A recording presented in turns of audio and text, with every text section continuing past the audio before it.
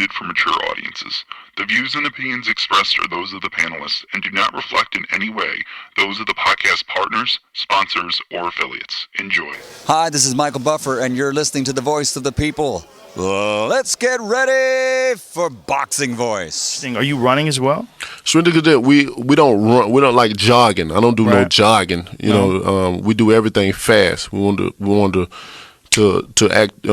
to activate the fast twitch muscles. Mm-hmm. You know what I'm saying? We do everything with rapid speed. If I'm doing anything that consists of me moving my feet, is sprinting and stuff like that. And I wear a 45-pound vest on me as well too, and all my exercise and everything that I do to have that extra weight on me. Really? Mm-hmm. Everything, chin-ups, everything, squats, everything. Everything. I used to do that with the trainer I was talking about. Mm-hmm. You know, we used to do everything with this. There's only one Deontay Wilder. Hey, Daddy, this a dollar beat. ThaBoxingvoice.com. No matter what nobody say, man. Spirit, can't nobody fuck with me, man. You know, I can't be fucked with, you know.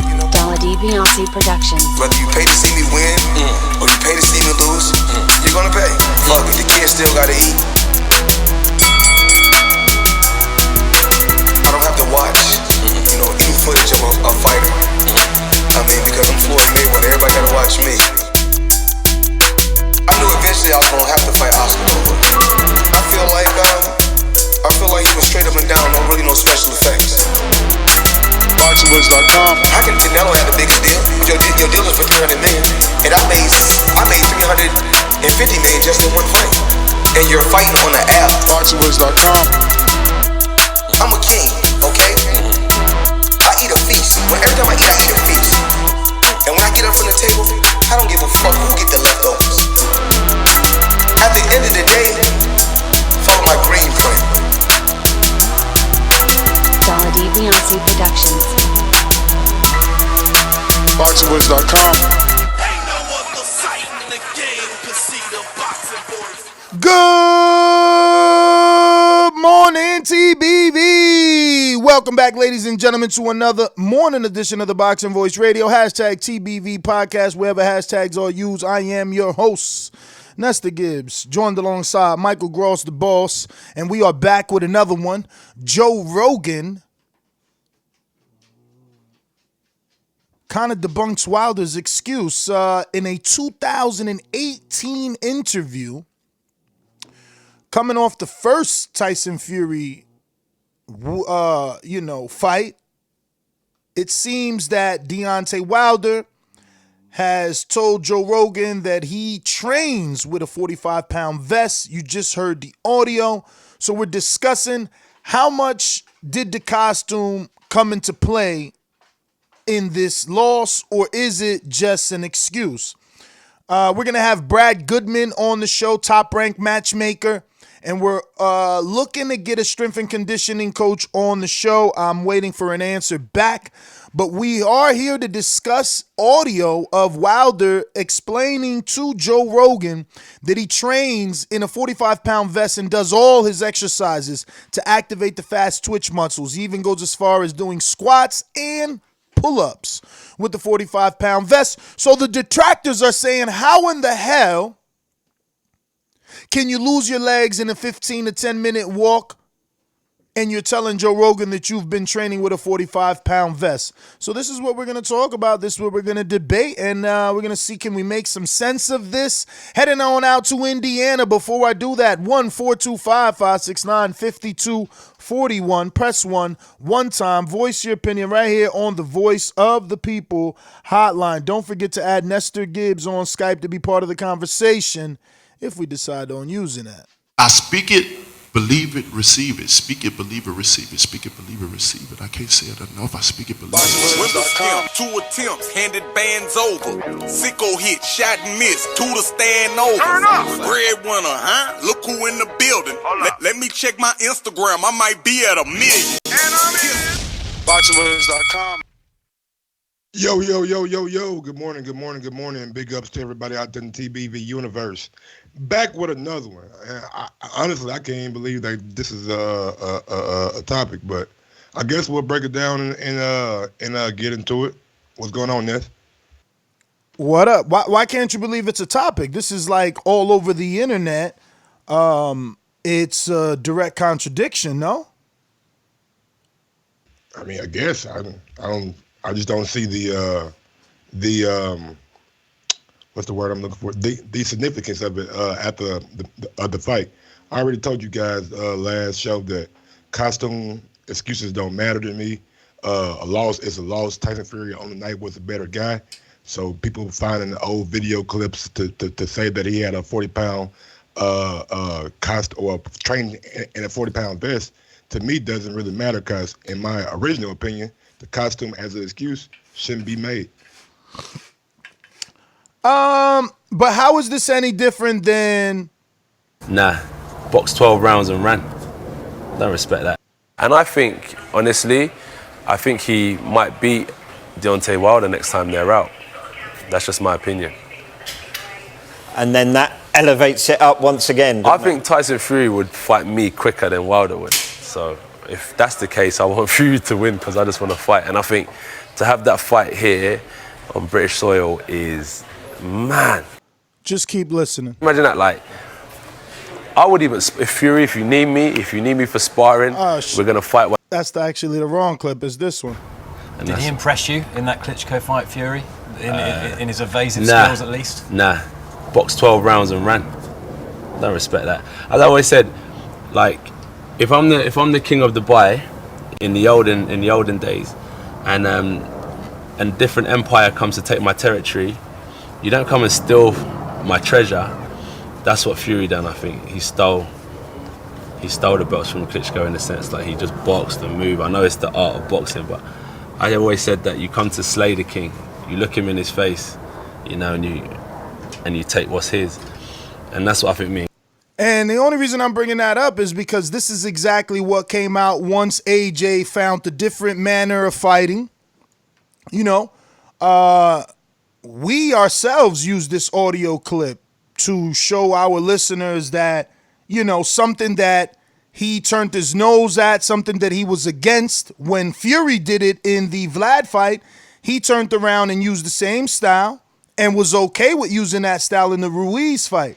So what I'm saying is we did it to AJ. We brought up an old clip of his when he was in Dubai before the Ruiz fight and said to him, oh, look, you chose to box in that style and act like you're big and bad, but you made fun of Fury when he boxed in that style.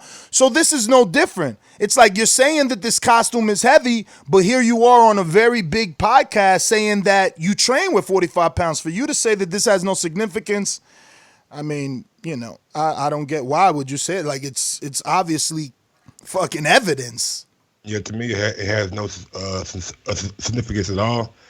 With AJ, I never made fun of AJ. In fact, if you listen to me after the fight that following week, I said I was impressed by AJ to see the fact that he was able to come back from adversity. That shows the mark of a true champion. I'm on audio. I'm on tape. I never made fun of AJ running away or bringing up clips of him saying that Fury boxed 12 rounds and ran. That wasn't my point of view. Yeah, Mike, but you're taking it personal. Like when we come on this show to discuss topics, we're talking about general boxing topics in the general boxing community. We're taking the consensus from social media, comments, YouTube videos, all that. Like you're saying, I never did that. It doesn't matter about you. We're just here to discuss it. What did you see when AJ lost? Matter when you say we, and I never. We as a boxing community. That's what I'm saying. Did people not poke fun at AJ? Did people not poke fun at AJ? Did they not use his words against him? So now to say that it makes no sense to use Wilder's words against him, that makes no sense.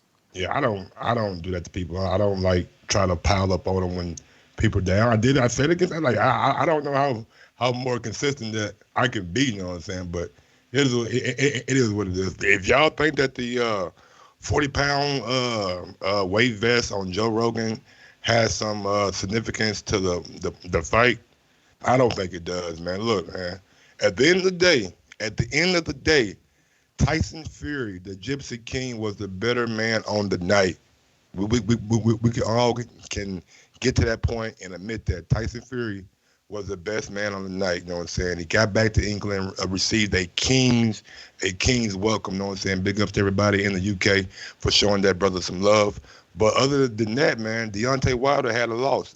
That's it. Like Malik Scott said on the ES News podcast that he did last night, it's all about the get back, man. It's all about the bounce back. We can all make 1,000 excuses and things like that, but it's all about the get back, gang. So big ups to Malik Scott recognizing it's all about how you battle back from adversity. Yeah, man. It's definitely about how you battle back, but you're talking about the quicker we realize or accept that the better man won, we can move on. I think that's why we're here. Because he hasn't accepted it. This is his excuse, not ours. We didn't say the costume weighs anything, so you can't ask us to move on if he hasn't moved on. This is his excuse that he told Yahoo, ESPN, Lance Pugmire, The Athletic. Like, all we're doing is following up on news headlines and new evidence that surfaced. That's all. You know, I don't see how it doesn't have significance in the topic. I mean, people have gone as far as to interview the person that made the outfit. So to say that you can ask the person that made the outfit to question how much did it actually weigh, and then say you can't question his actual words talking about working out with that weight, I don't know. See, I wanted to go a step further. Because I think that people are looking at this from the wrong standpoint, right? They're like, oh, look at this video that says he worked out in a vest. Well, that doesn't matter, and that's why I'm trying to get a strength and conditioning coach. Let me just get this text out. No problem. So, yeah, that's why I'm trying to get a strength and conditioning coach, because who's going to recommend, Mike, if you're a fighter, can you imagine your strength and conditioning coach or your head coach recommend that you go ahead and you do squats, that you go ahead and you put on a weighted vest before the fight, let alone the day before the fight? You know what I mean? It was a simple mistake that wasn't calculated, but wearing a vest in training and not going into a fight right after you took off that vest in training has nothing to do with wearing a 40-pound, 45-pound costume and going straight into the ring. When you train with a vest, you don't go training, doing push-up, squats, and everything that he said in the audio and turn around and go and spar. You don't turn around and go and have a exhibition. You don't turn around and have a real fight. So the audio of him saying that he trains with a 45-pound vest, that doesn't have significance in the fight, because no trainer in their right mind will make someone wear any extra weight right before the fight. Weeks before training, weeks before the fight, yes. Strength and conditioning sessions in your 8-week training camp, yes. The night of the fight, it's just ridiculous. The audio doesn't correlate in that particular way, because no one would suggest you go work out before a fight. And again, I'm trying to get this strength and conditioning coach. We've been all right, he's responding. Super chat coming in from Justin Brooks. Look at the mask and his eyes when he removed it. Yeah, man, I noticed that he was rubbing his eyes a lot when he took that mask out because of the LED lights or whatever, the red lights in the mask. So I seen that. I peeped it out. All right, let me go ahead and get our first guest on. I was trying to get the strength and conditioning coach earlier, since we're all on top of the topic, and right now we're probably going to slightly shift as we're going to get matchmaker Brad Goodman of Top Rank. Definitely want to ask him, what hands he had to do in, making Wilder Fury, and also did he have any suggestions in giving Fury those 2 tune-ups, or was that all Fury, or did he kind of suggest to his, upper parts like Bob and Todd DeBuff, like, hey, coming off that fight as the matchmaker, I think we should do this. I'm interested in that. And obviously, May 30th. I seen a Spanish interview with my boy Hondureño Teofimo Lopez. He's talking May 30th. That's crazy. That's like the day before my birthday. You know, they better do it in a good location. If not, I'm still going on vacay. But yeah, I'll be back. Don't forget, if you're listening right now on YouTube, take a second out and smash that thumbs up button. I know everybody in the chat like, Mike. You seem like you're hurt. You seem like you're disappointed. No, it's not even that, man. It's like, honestly, man, I'm not the kind of guy that likes to take away from somebody's victory. You know what I'm saying? Even though I'm a big Wilder supporter and things like that, I like to give guys their credit. You know what I'm saying? When you can, you know what I'm saying? And Fury deserves his credit. You know what I'm saying? A lot of stories came out. Go ahead, Ness.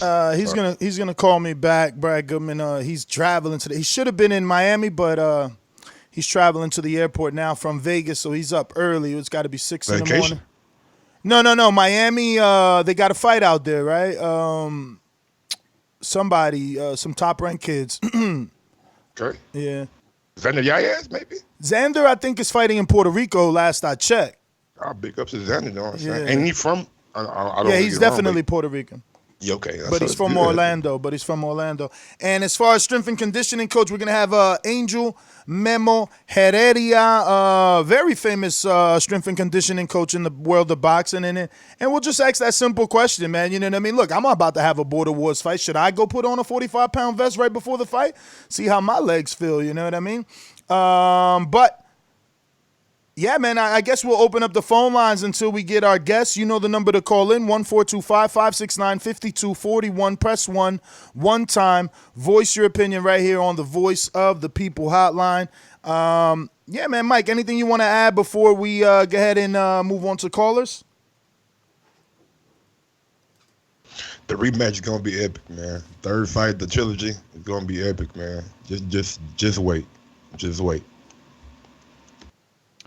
Definitely, man. Interested to see what happens with that rematch. But let's go out to these callers. First, a quick word from our sponsor. Don't forget, if you're watching this on YouTube, hit that thumbs up button. It helps with the visibility of the show, helps us grow, helps us continue to get these big name guests to add to your further entertainment.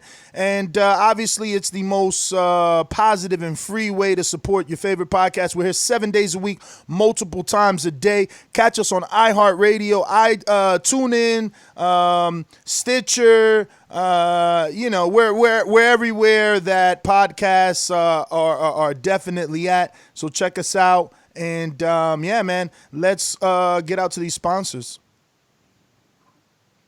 These calls are brought to you by El Camino Electrical Services, experts in electric vehicle charging stations. For consultations and turnkey installation, visit us at elcaminoelectricalservices.com. Remember to rate us 5 stars on iTunes. Subscribe to youtube.com/ThaBoxingVoice for the latest and greatest interviews with your favorite fighters. And do not forget the goal every day for people who are watching live. If I got 730 people watching live, I need 365 thumbs up. Just half of all thumbs up. Please, please, please. If you're not watching on YouTube right now, smash that thumbs up button. If you hear my voice later on in the daytime, smash that thumbs up button. If you hear my voice tomorrow, smash that thumbs up button, man. Appreciate it. Boomerang, Arizona, Bomb Boxing. What up? Champ, I'm in the car wash. Get back to me. No problem. We're going out to Boomerang in Baltimore, Troy. Good morning. How you doing? Good morning. Another Happy to hear from you. Yes, I'm going to use all my time if I can. Thank you very much. Nestor, it's just like Mike said, it's a pointless point. You know, the young man lost, is over with. Excuses aren't necessary. Time to move on and grow. Okay? I have an offer for you today because I really like you. You're such a wonderful guy.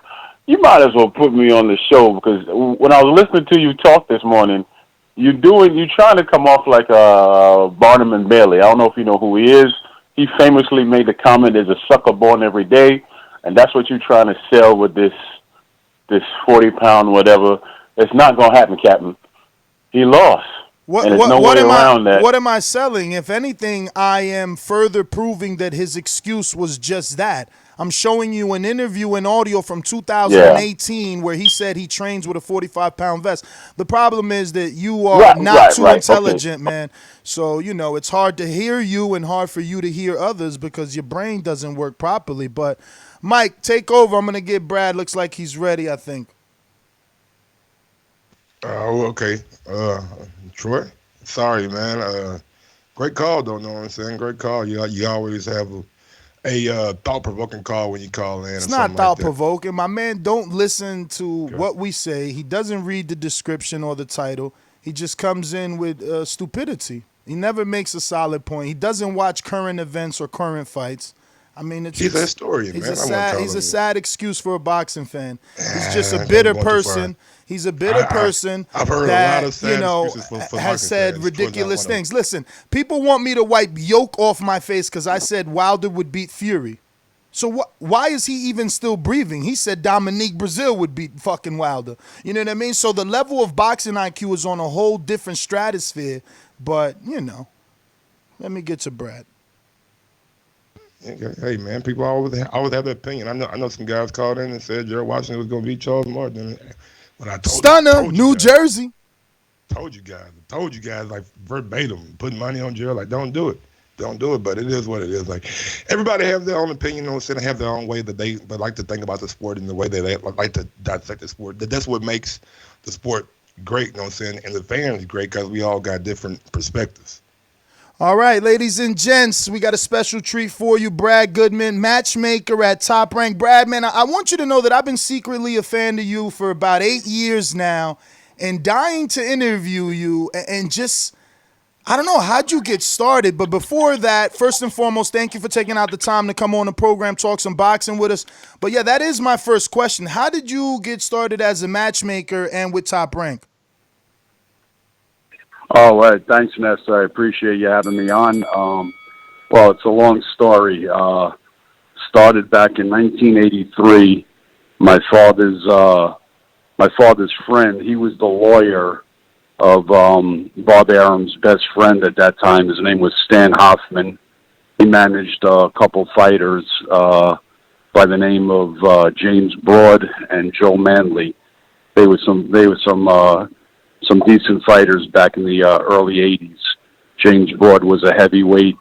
Joe Manley, he actually became a champion. I think he was a junior welterweight champion in the 80s, or early 80s. And that's how it all started. It was a summer job. I did it, you know, just like any young kid at the beginning. Started out, I was a messenger, ran around, and, you know, one thing led to the next. You know, and as time went on, you know, I started doing some matches. Now, how'd you get so good at what you've done? Because I kind of, you know, tell my listeners that you're responsible for a bunch of the matchmaking over there. And it's just, if you look at Top Rank's history, they really know how to matchmake and create stars. So I just want to know how much of a play or a hand do you have in that? Well, I think everybody has a hand, you know. We all do our own job. You know, Bruce Trampler, you know, he's the head matchmaker. I follow his lead. And, you know, everybody just does their own part, you know. It's a team effort, you know. It's not one sole individual. And like I said, I mean, it's everybody just does their own part, and it just makes it that much easier. You know, I just can't say it's just one person, you know. No problem. Now, did the matchmaking team have anything to do with Fury taking 2 tune-ups when he first signed to Top Rank? Was that you and Bruce that said, you know what, off of that fight, regardless of what he says, let's get him a couple of fights to get back in the mix, or was that his idea, Tyson Fury? No, that was Tyson Fury and the promotion. You know, when it gets to that level, Nestor, that's the easy part. When you get to that level, you know, of a Tyson Fury, caliber and stuff like that. It takes time, to get to that rematch again with Deontay Wilder and stuff. You had to make it, build up again, for the rematch.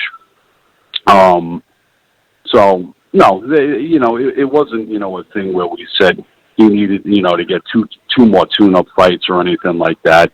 It was discussed, more so with the networks and the promotion and stuff. Let me introduce you to my co-host, Michael Gross in Indiana. Mike.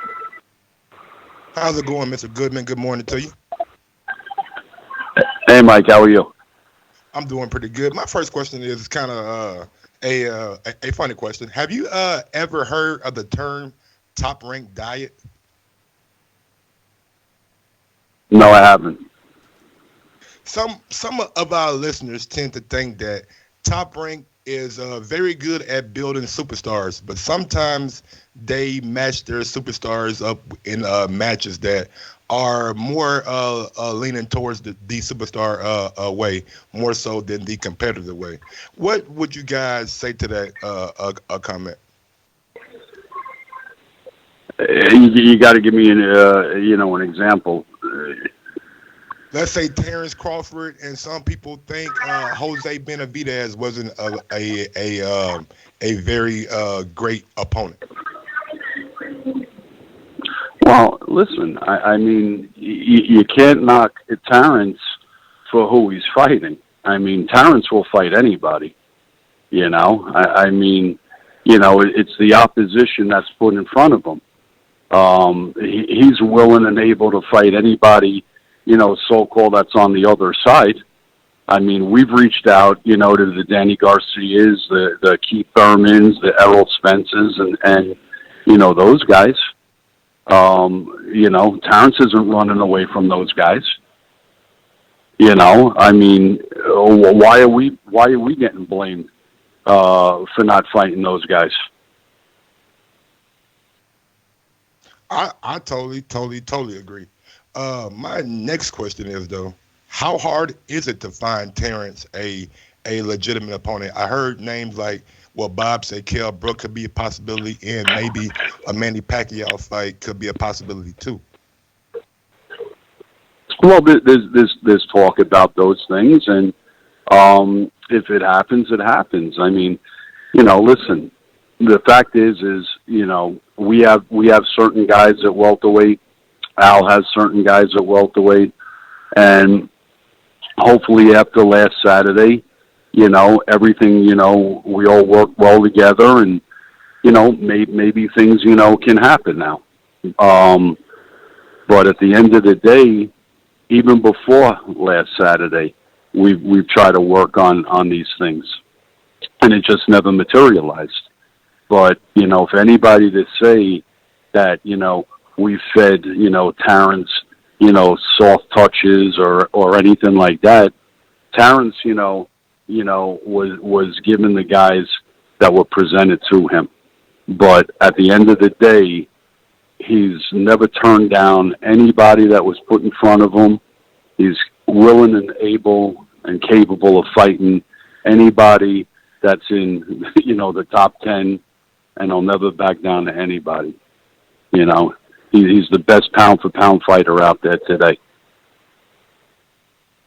I want to ask you about the next Wilder and Fury fight. Now, looking at the last fight, it kind of gave me the impression that Fox was leading the way with the broadcast, as far as having Brian Kenny as the outside of the ring host. Will ESPN take the front foot or charge next time of the promotion, or will it be like similar to how it was the first time?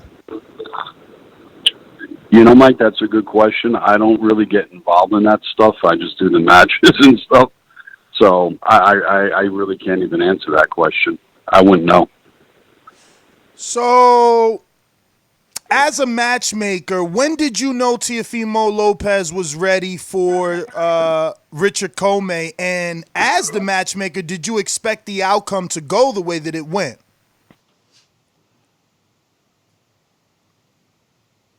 Teofimo in that fight, I was pretty confident in that fight early on. I felt like we had a real good shot early on because I know, Teofimo's, very, very dangerous early.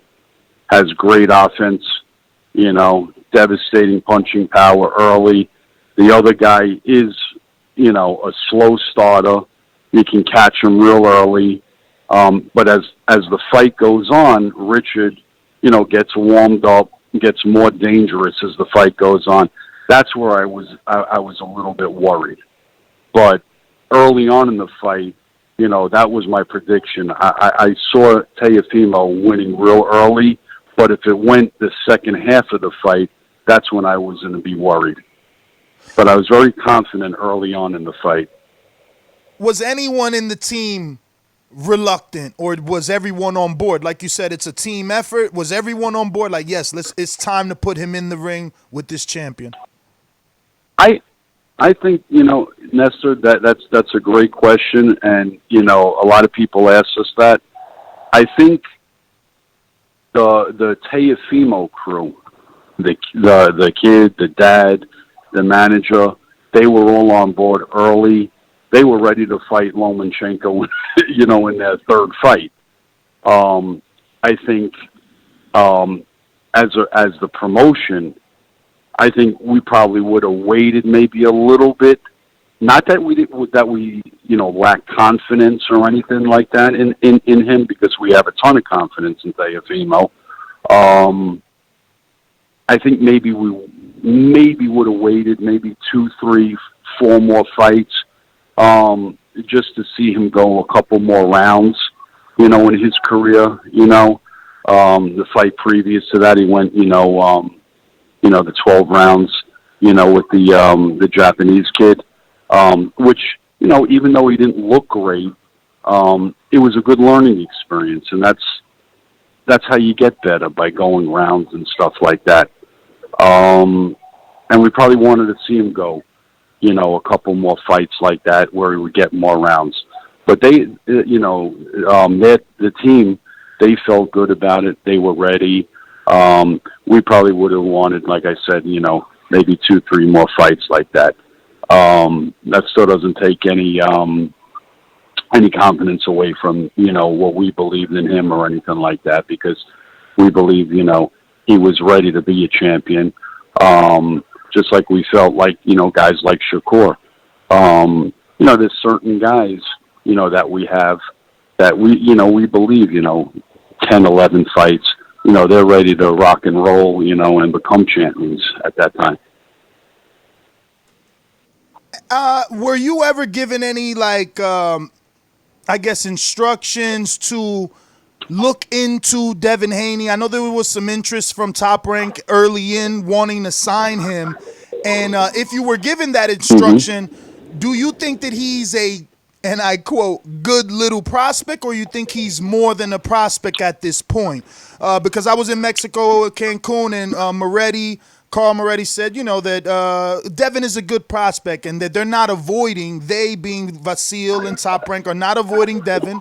They're just accepting franchise status for the ability to make the fight with Teofimo.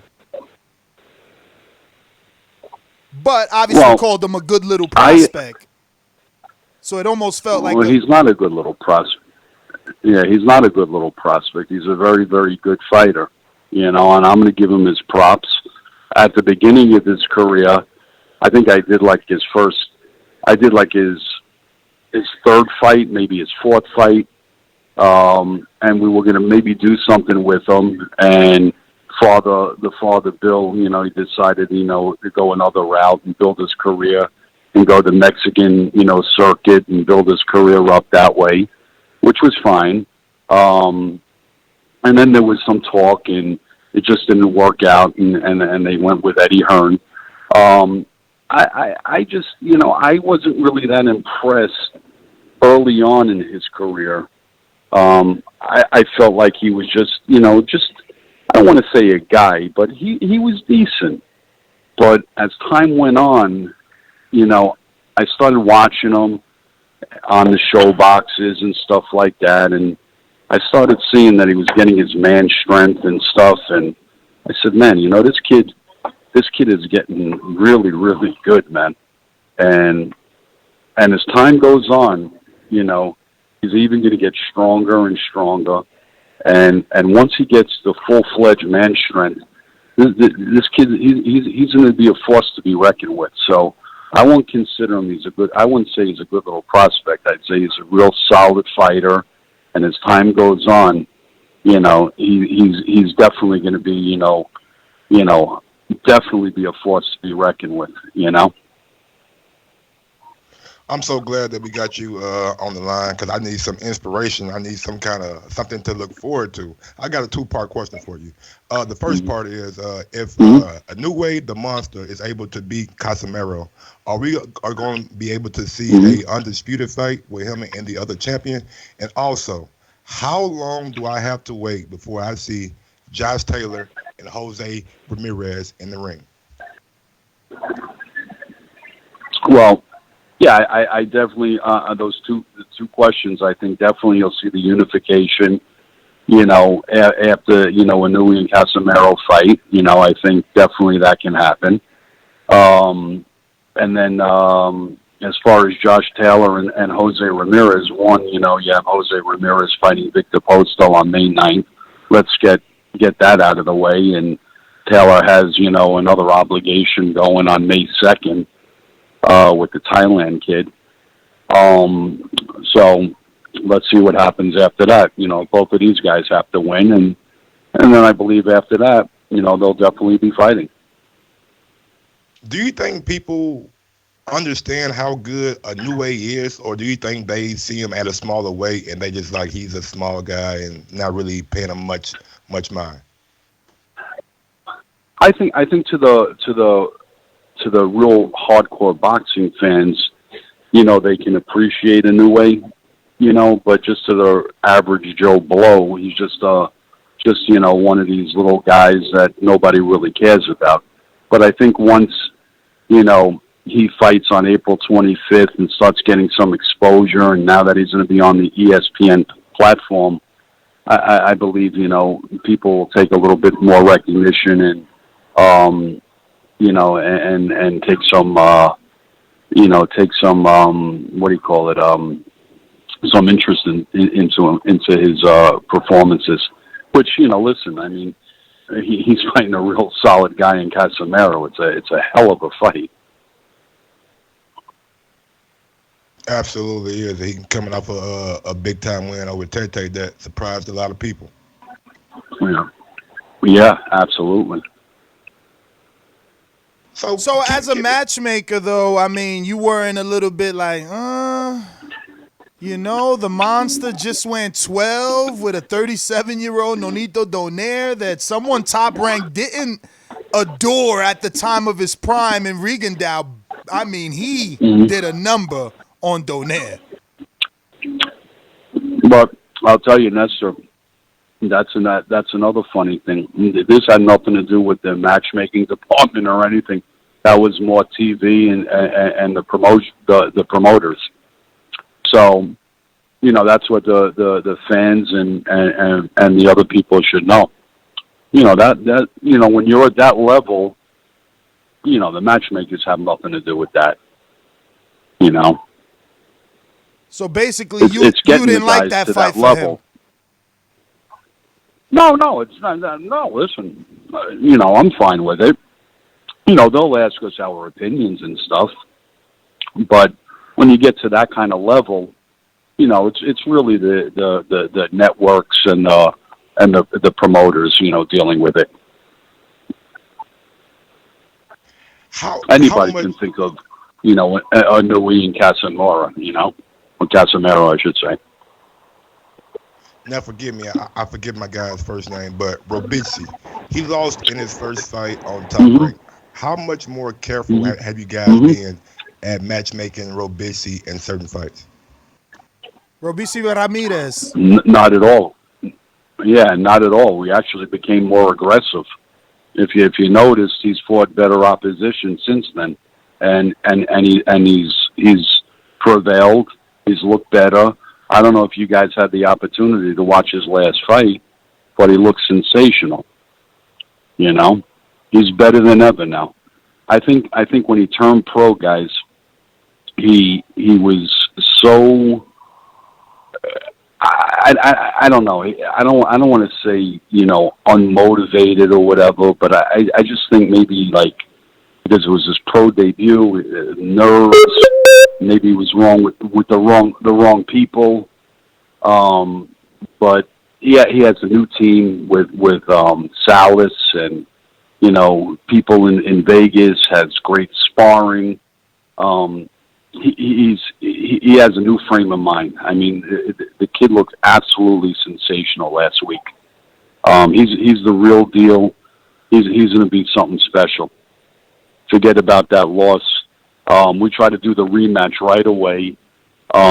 Actually, like 2 months right after that loss, and the opponent overpriced himself, so he didn't even want any bit of the kid. So can you give me that Jose Ramirez story from your eyes? Like, did you know, or was it like it's too much money? This is Jose Ramirez's highest payday. We're going to send him over for the hooker fighter. Or was Top Rank as confident as his performance ended up being and looking?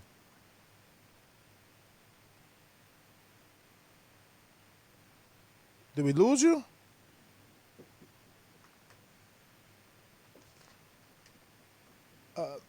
Mr. Okay, we're having a little technical issues right now. Hopefully we can get back on in just a second. 3, 2, no, not 3, 2. But yeah, man, I want to ask him about Big Baby, so that's my next question. But look like we got him back.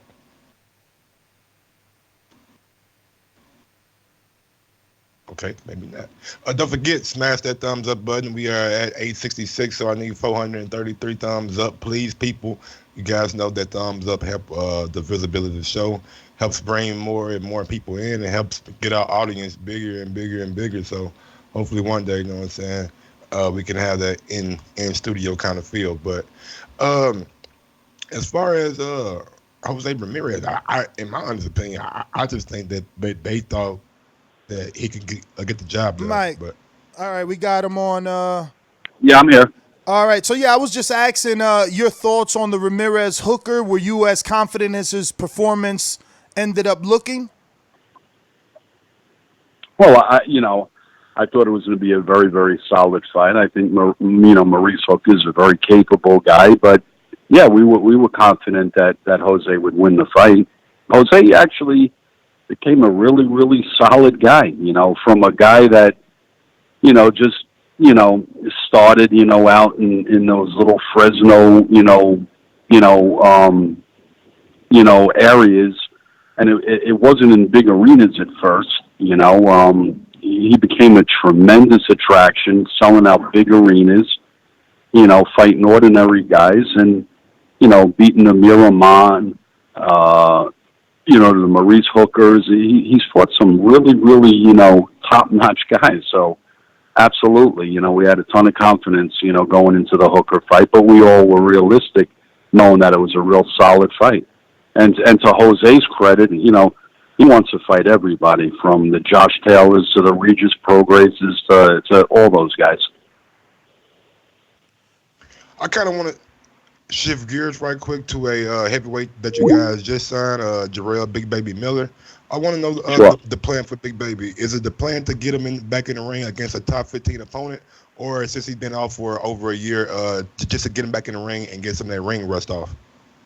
I think to get the ring rust off first, you know, probably like, you know, someone in like the top 15, top 20 type kind of guy, and then, you know, take it from there. You know, he's a very capable guy too, you know. And when can we expect him back? Well, I want to double back on that comment. You said he's a very capable guy. Are you expecting the same Big Baby? Because obviously, I don't know what to expect in terms of output and stamina. You know, he was known for being this big guy that could throw 60 punches around, which is, you know, not really known for a heavyweight. Is he still going to be able to do that? Well, that I don't know. That remains to be seen. And as far as when he's coming back, that I don't really know. I don't know, regarding that suspension thing, which I'm not, I don't really know about. I don't know how long that lasts or whatever. And, so I really can't comment on that. I don't know. But it shouldn't be that much longer, I don't believe. Isn't it over a year now or almost a year? That's over a year. Oh, it is over a year now? Yeah, so it should be soon. Nah, not yet, because it was June 6th, right? Was the fight, so it had to be like May or April that he popped. It was like 5 it was weeks. 6 weeks before, because Andy got 6 weeks to. Yeah, so it was like May that he popped. Yeah. So it's coming up on a year. So May would be probably a year then, yeah. Yeah. So I don't want to take too much more of your time. I know you're en route to in Florida. Exactly. So if you have to wrap it up, I understand. I know we said we will keep it to 10 minutes. We do want to thank you, and we could just make it a more regular thing. I know you're traveling. Absolutely, probably not the man. best. I'd love to talk to you guys on a more consistent basis, man. I enjoyed it, man. I got one last question. Mm-hmm. As far as Big Baby go, I know you guys made a investment in here, in him. Is there anything put in his contract to like make sure that he is enrolled in some kind of drug doping agency? That's a great question, but that's another question I can't answer. I'm just a matchmaker, man. I just do the matches. Now we I'm actually just trying to build up fighters, man. Trying to make them stars. we actually just had Bob yesterday or the day before. We should have asked him that. But talking about building fighters, Yeah. let's make your last question be about who does Mr. Goodman think is Top Rank's best prospect? Like the one that's going to make the most noise now out of the Adorno brothers and the Xander Yaez and whatever other prospects you have, that are like, not really on the cusp of contender status. That's a good one. You got me on that. I'm high on a lot of these kids. The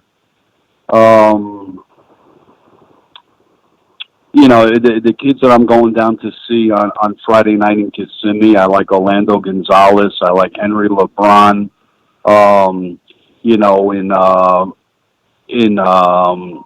In March, I like Edgar Berlanga, the kid out of Brooklyn. I like Josue Vargas.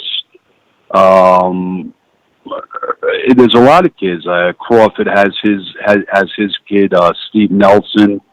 The 68-pounder that just fought on ESPN in January in Atlantic City. We have a ton of prospects, we're all excited about, and I'm sure I'm forgetting, some guys. That's why I don't want to just put, one name out there. But it's like, Adornios, just a bunch of guys, Well, all right, man. Mr. Goodman, thank you once more for coming on the show. We truly appreciate your time, and we would love to get you back on more regularly. Safe travels, and enjoy the rest of your day. You got it, guys. I appreciate it, and let's talk soon. Thank you. Thank you. There you have guys. it, ladies Bye-bye. and gents. Matchmaker in Top Rank, Brad Goodman. Next up, we got to get, damn, bro. Bitcoin doing bad. That shit dropped under the amount I had today. That's not good. That's why you get a Bitcoin wallet, so it don't fluctuate. But don't it not fluctuate inside a Cash App? I didn't know Cash App had a Bitcoin. It was a wallet. Yeah, they got a wallet there. That's the only reason I started using it, because I trust Cash App. You know what I'm saying? But damn, this the first. I had it in there for a minute. This the first it dropped under what I put. Well, what was in there? Not what It'll I be put. fine, man. It'll come back. But Mike, it was up. It was up like fucking $200 more. I should have took it. My man told me like, yo, take it out now and leave what was in there. Exactly. That's what you just take the interest out. Yeah, Like, take the whatever you interest made, out. I leave it. know. That's the And key then right the there. other day, it was almost back. And I'm like, damn, let me wait for that last little. It was like 60 more, to be back. Fucking bum, man. Shh. I hate that. But look, I don't even deal with that. It's like I said, somebody paid me via Bitcoin, And I wasn't even gonna take it till I started Googling, found out Cash App had it. I'm like, all right, well, I trust Cash App. Now, I know you live in New Jersey, so man, nigga, they got Bitcoin ATM machines, bro. You go to the Bitcoin ATM machine and use it. Bam, there you go. Oh, nah, look, like that's what I'm saying. I was originally gonna just take it right out, you know, because it was just a payment. But I'm like, I don't really fuck with Bitcoin. Let me just leave it, see if cause with Cash App, you get to see it climbing every day. So I'm like, let me just see. You know, the dude that taught, cause you know I ain't know nothing about it. So the dude that taught me, he's like, yo, if you ain't pressed for cash, leave it there and it's gonna build. Cause he said Bitcoin is going up. And it did build like that. And then I ain't take it out. And now I will open my shit today and damn it if I ain't dropped. I dropped like $70. Listen to that dude, because he telling you right. He telling you to take the interest off. That's Sir Bishop in California. Actually, we about to meet up with Bishop in Texas. He's one of the newest Border Wars fighters. He's a heavyweight, 46-year-old heavyweight southpaw. Yeah, man. So shout out to Bishop. He giving you good advice. I mean, he giving you good advice. No, yeah. Yo, he told me, bro. I'm like, yo, Bishop. I hit him. I'm like, yo, I'm up like 200. He like, you know, same thing he said. He said, well, if you want, take it out and leave what you started with. But he said the same thing again. If you ain't pressed for cash, because the more you got, the more interest you get. So it's like, all right, I ain't pressed for it. Let me see what happens. Rode the motherfucker. That got hit with snake eyes. Fucker. All right, let's see who we got. Ming. Bomb Boxing Boomerang coming back at you. What up, Cheer? What up, Bon? Hey, yo, what's up? That was a good interview. What's up, Mike? What's up, Ness? Yeah, I appreciate that interview. It's always good to get a little insight on these matchmakers and what they're thinking. So, I mean, with that being said, like, what do you guys think? What do you guys think about what he said about Terrence and them trying to talk to Spence and all these other camps and nobody's trying to give him any play? You know, I'm interested to know what your thoughts are. I mean, it's nothing that we don't already know. Bomb Boxing, you know what I'm saying? We know they tried, but right now it just seems like PBC got their thing going, and I mean, only thing they can do is just keep trying. I mean, it also wasn't the right guy to ask the question, like, cause we could have pressed them. You know what I mean? Like, oh, but why the offer's a flat fee for Danny? But he's gonna hit you with the answer, like, you know, that's not my job. I'm a matchmaker. That's something to ask Bob. So it's just like, we know what to ask and not. Yo, moderators, handle these sex bots. I can't believe we're getting attacked by sex bots every day. This is ridiculous. Let's go out to Wayne in Tampa. IG. Huh?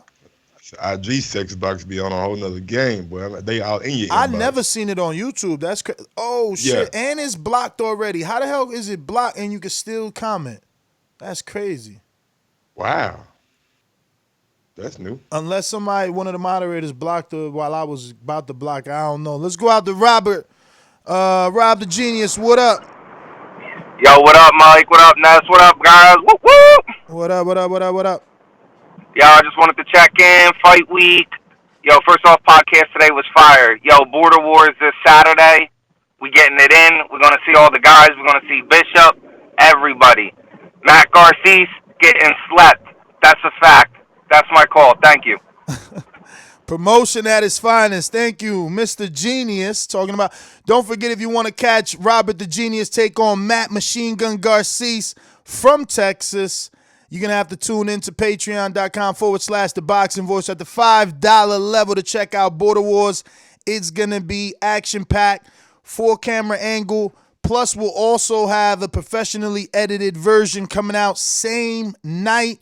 So tune in, patreon.com/ThaBoxingVoice. We're going out to Wayne in Tampa.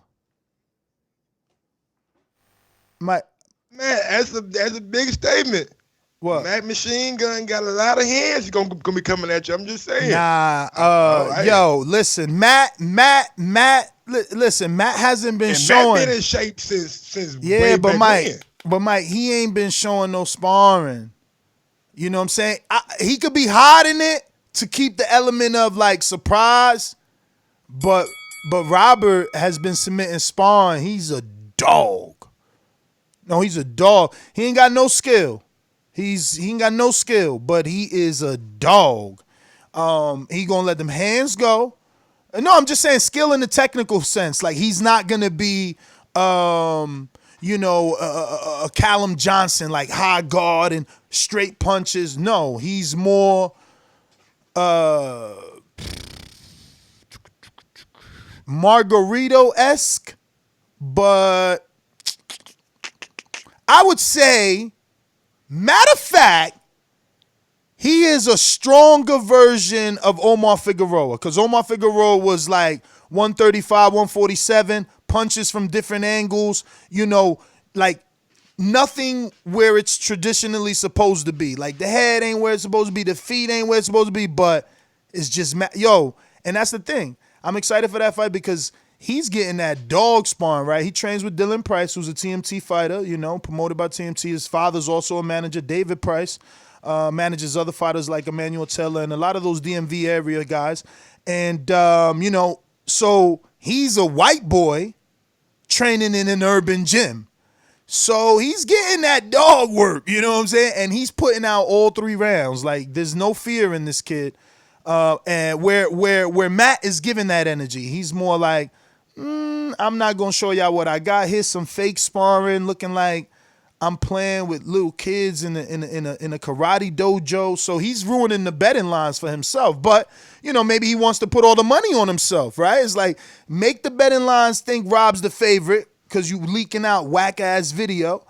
And then, beat the out of Rob. We'll see if that can happen. Because hey, Bo from Bama, I need to see your rankings before the fight too. You know what I'm saying? Just to get a good gauge on how the rankings are going to be after this Border Wars. Yo, Rob's been begging me to release his fight. I'm actually going to try and do it right now. The problem is so hard to find. He said he was going to send me a link, never linked it. Send me that link, Rob, so I can release your fight on YouTube, and people can see your first fight where he stepped in on 5 days notice. 5 days notice and took on a current Marine or Army dude that worked out every day and left him bloody. I mean, he's bloody. He had Greg Morgan leaking. Yeah, no, it was good. It was good. Border Wars. Name out there, like. I mean, because that's his name. He used that name for the fight. Like, what you want? What you want me to do? Hold on, man. We got super check over there from Big Super Max. That dog getting put to sleep. Yes. Night night. Night night. We'll see, man. Based off that footage, you know what I mean?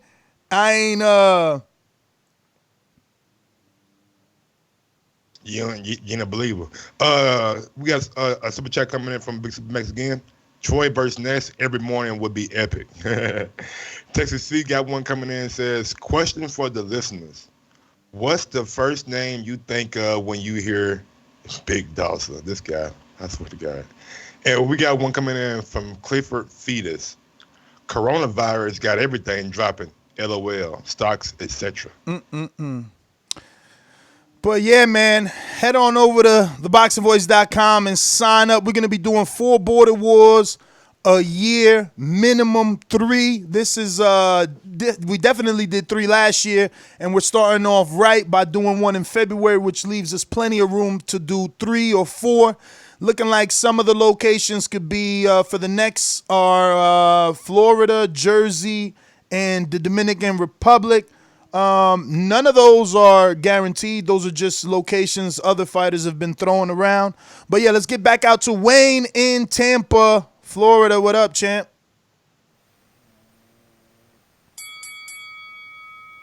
Wayne, going once. CK, Cincinnati. What up? What up, Ness? What up? Hey, man, look, I'm the biggest Deontay Wilder fan. You must win every fight you are in by any means necessary. There are no excuses. There is no tomorrow. You can't be talking about no damn uniforms. This was before he came and after.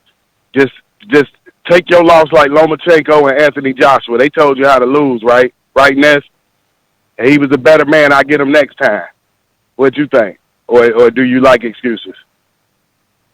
Nah, man, everybody said it already. This was something that, he could have kept to himself, Right. And so how do you feel about going into the third fight and he's making excuses? He's not taking accountability about how Tyson Fury's skills were and what he did wrong. I think it's still early. Mhm.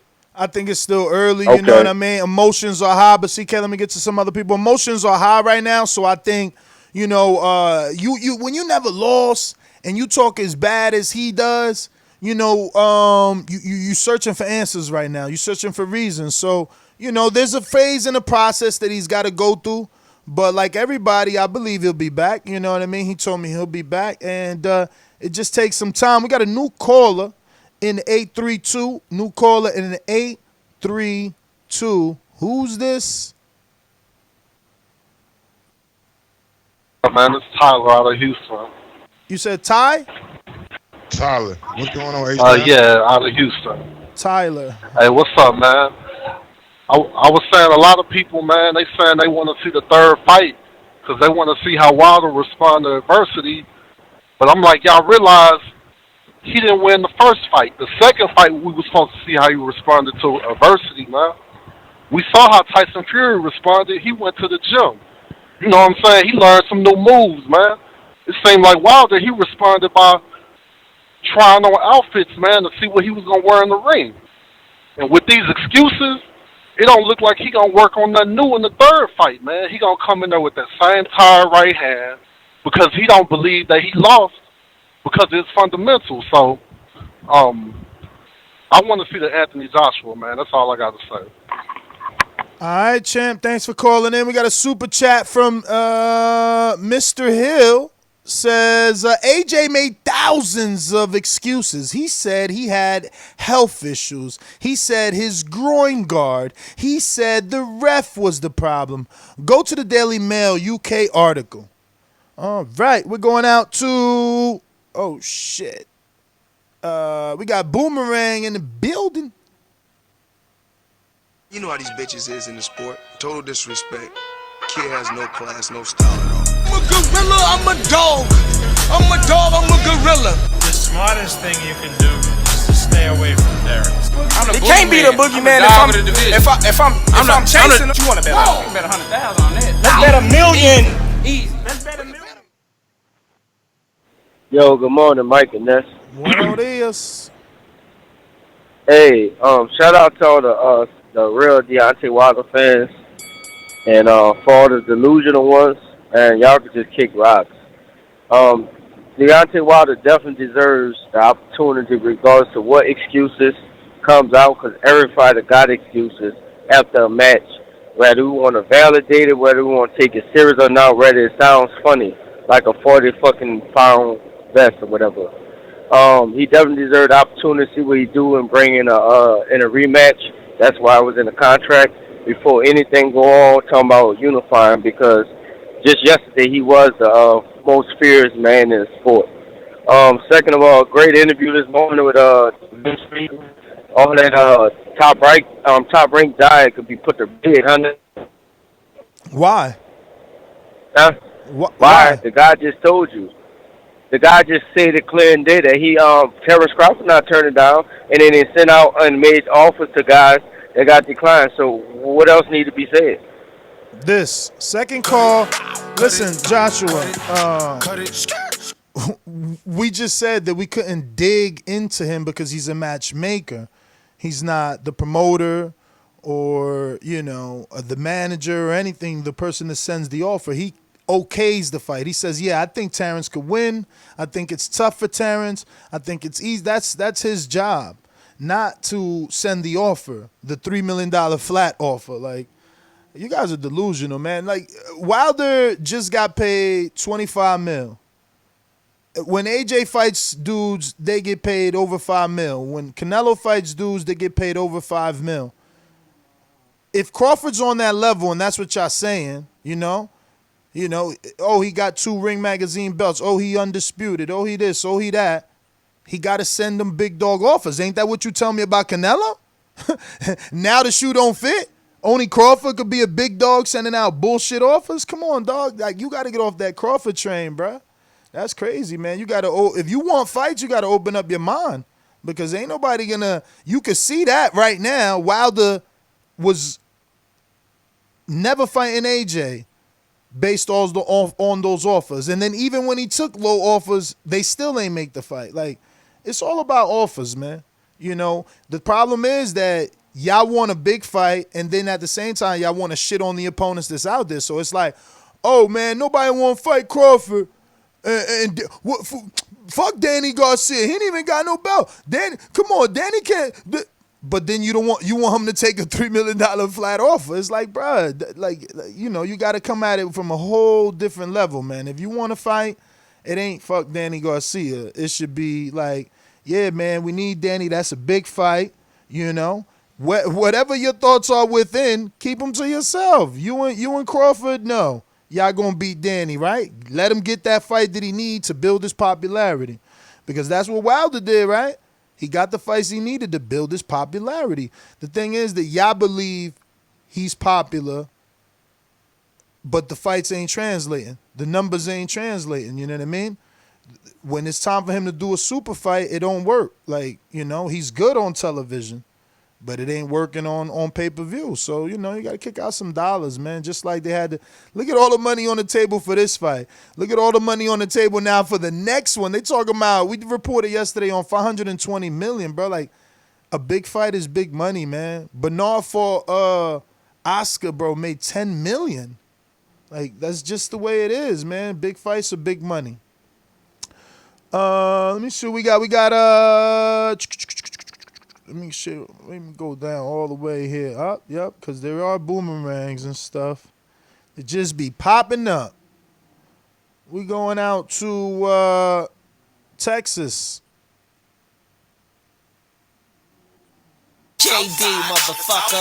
There's a lot of things I like to move, so just try to get on my game to box. I don't know why they gonna call me for I'm a 54 pounder, but I have a brother that's at 160.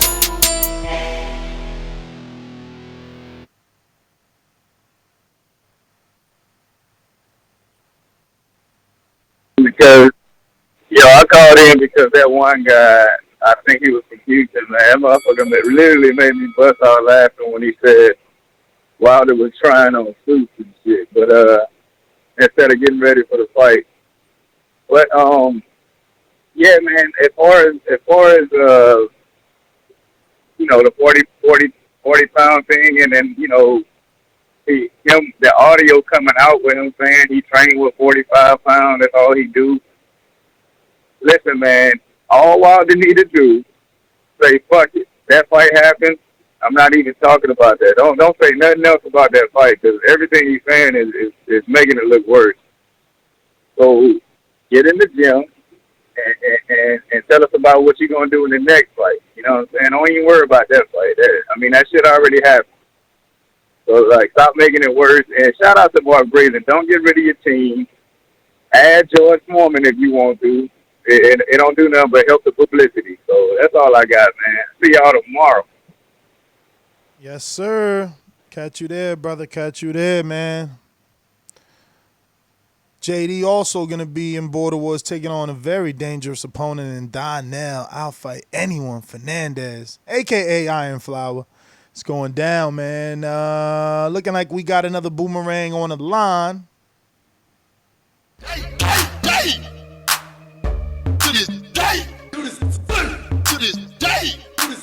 Sing along if you know the words. Come on.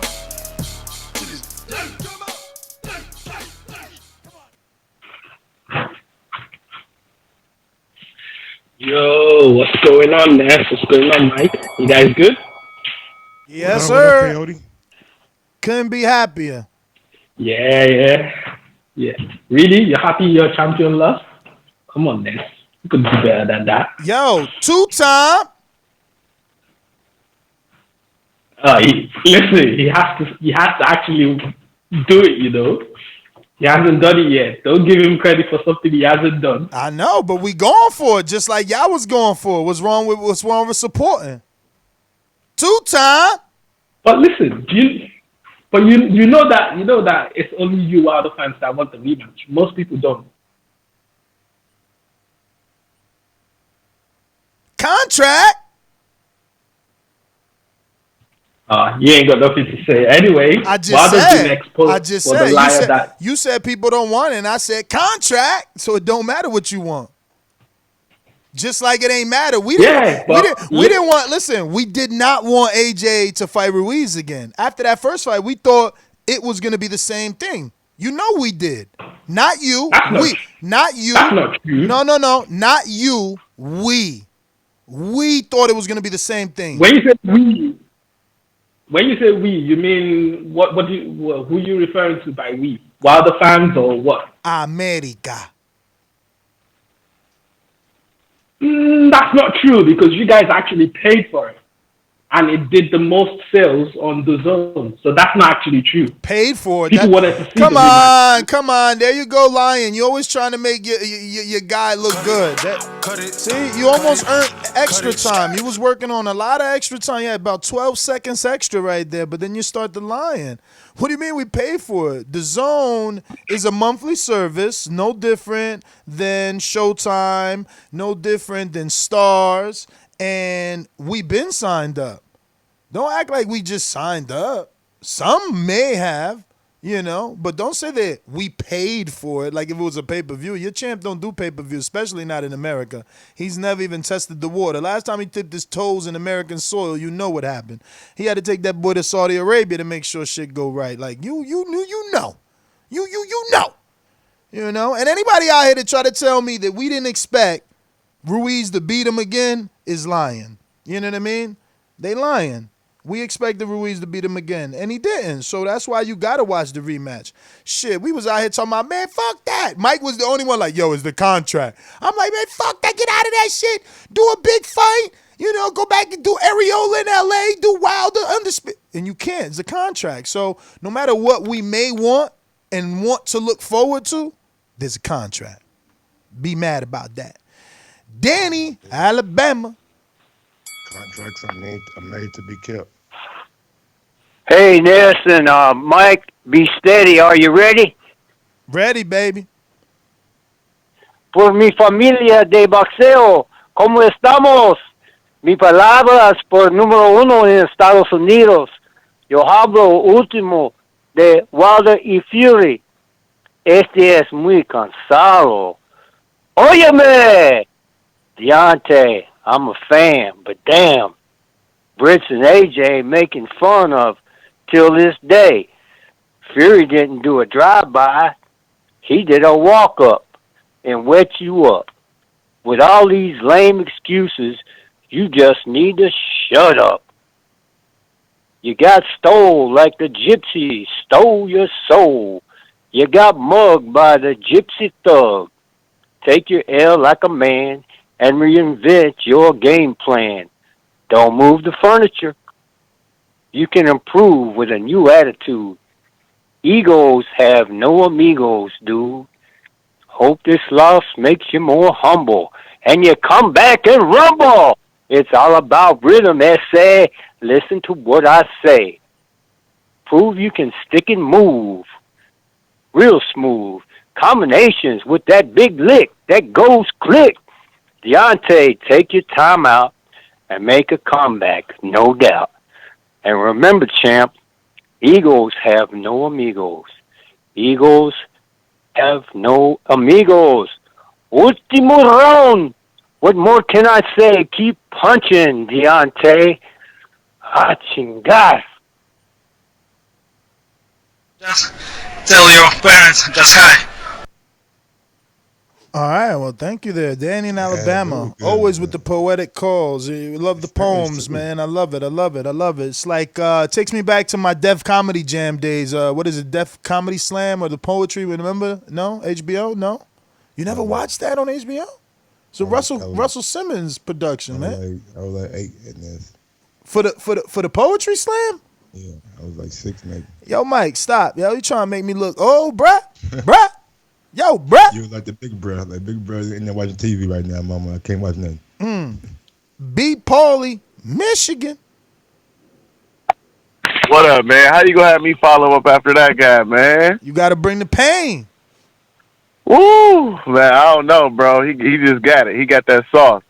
But good morning, TBV. What's up, Ness? What's up, Mike? Man, I want to make a point real quick.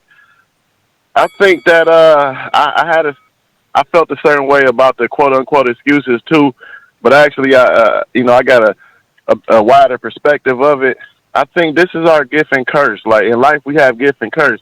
With Deontay Wilder, his gift, one of his gifts is that he knocked people out. His other gift is that he speak out what's on his mind. And your same thing that's a gift can be used as a curse in different situations. So I think maybe while he was explaining and going through what was in his mind, it may come off like excuses in a bad way. But that's why we love Deontay, because he outspoken. So after he lose, he not go not be outspoken just because he lost. So I think that's where we running into. But I respect him for speaking up, because a lot of people who don't agree with that to this day shit, they say, oh, that's just an excuse. Black people making excuses. So it's about perspective when you look at it, in my opinion, man. And so that's just one thing I started to look at, is like, that's just him being who he is, speaking his mind. Brandon, Cincinnati. What up, Ness?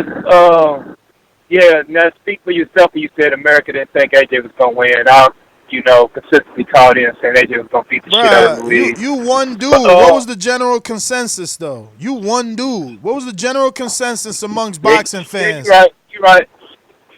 I am one of the greatest minds on TV, but you're right. But as far as Deontay Wilder, I agree with you, man. I agree with you, Ness. This is one of the rare occasions. I mean, people talking about the excuses, but I think it's just a reaction to what just happened, in my opinion. Like you said, he hasn't had time to react and reflect and really think on it. So right now he's just asking, how did this happen? So I think he needs to the worst thing he could do is come out this soon and even make statements. Like you said, he needs time to react, reflect, think about what just happened. And then we'll see if he's able to adjust and he's able to accept what happened. Right now, like you said, he's just emotional right now. And I wouldn't be surprised if AJ reached out to him or they had a discussion and we get some headlines of him reaching out to AJ and they had a talk about, what happened. The shit that happened to him are similar. So expect to see some headlines for them cats to reach out and talk to each other and get on some decent terms, man. That's my call. Listen, man, when you competitive, that shit like that happens, bruh. You want to know what happened, and how to correct it, and you're gonna search for answers, man. It is what it is. We seen that other people have done it before him, just makes him human. Okay, this is a new number. Looking like California, IA. All right, well, in the meantime, let me get to Civilian 11. Hey, yeah, man. I've always been with the mindset that, a lot of these boxers need publicists. And I know there was, hello? Yeah, Hello? apologies. Yeah, and the guy you interviewed, I guess he's the vice president of PBC. He's also a publicist. Spot Tyson Fury. Deontay Wilder's publicist. No, he's a matchmaker for Top Rank. Okay. And but I'm just a big, strong proponent that a lot of these guys, they need media training, they need publicists, especially Wilder. Broner back in the day, he was a loose cannon. I think if these guys get publicists, or because if it comes from the top down and they get some good media training, a lot of this stuff can be avoided. And with people putting their foot in their mouths. But then, and that is your time. But then we're caught up with a situation where your champion is being ridiculed and said that he's a puppet and he doesn't speak for himself and he's cookie cutter and what's some of the other things they say about AJ that Man, damn that if he's you media do, damn if you trained. don't. Yeah, he, yeah. he getting it already, so I don't think it could hurt. I do agree with the last caller. All right. Well, I'm just saying, man. It's like you said, damn if you do, damn if you don't. Because AJ obviously is media trained and people clown him for it. They say, he's not allowed to speak and things like that, but whatever. We're going out to what looks like a new caller in Connecticut. Connecticut, who's this? Brian? Yes, who's this? Hi, this is Brian speaking. Brian? Yeah. How you doing, Brian? Talk to us. Hey, Ness, how you doing? Big fan of the show. I've been watching you guys for a while now. Well, yeah, I think there's a whole mental aspect to the excuse making. A lot of these fighters, when they lose, they look for what went wrong. You see Manny Pacquiao, every time he loses, seems like he has a type of excuse. He's still talking about his shoulder to this day. With the Mayweather fight, AJ had a number of excuses when he lost. Now we got this 40-pound vest thing, or armor with Wilder. I think a lot of that is a coping mechanism, how they try to it's a part of the moving on process. Like, in order for them to move on from this, they need a reason as to why they lost. They can't just simply accept that the other guy was better on the night. I hear you, brother. To be a fighter, man, only a fighter knows. It's difficult to put yourself in those shoes and try to understand how it feels to accept defeat if you've never been in the ring and competed on on some form of level. But we going out to California. New caller 818. 818. First time caller. Who's this? Hello, this is Cesare Hill. He's trying to super chat. All right, let me double check that.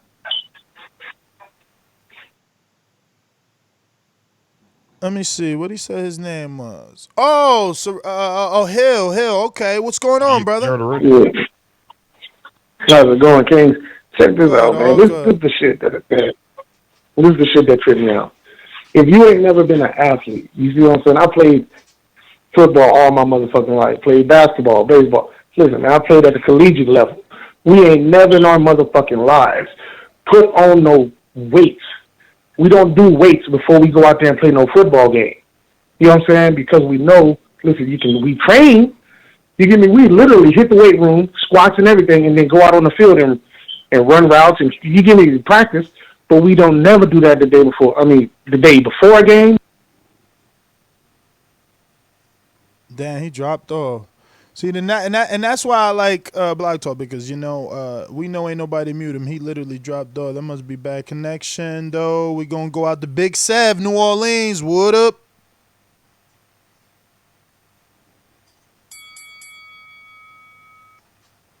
Big Sev.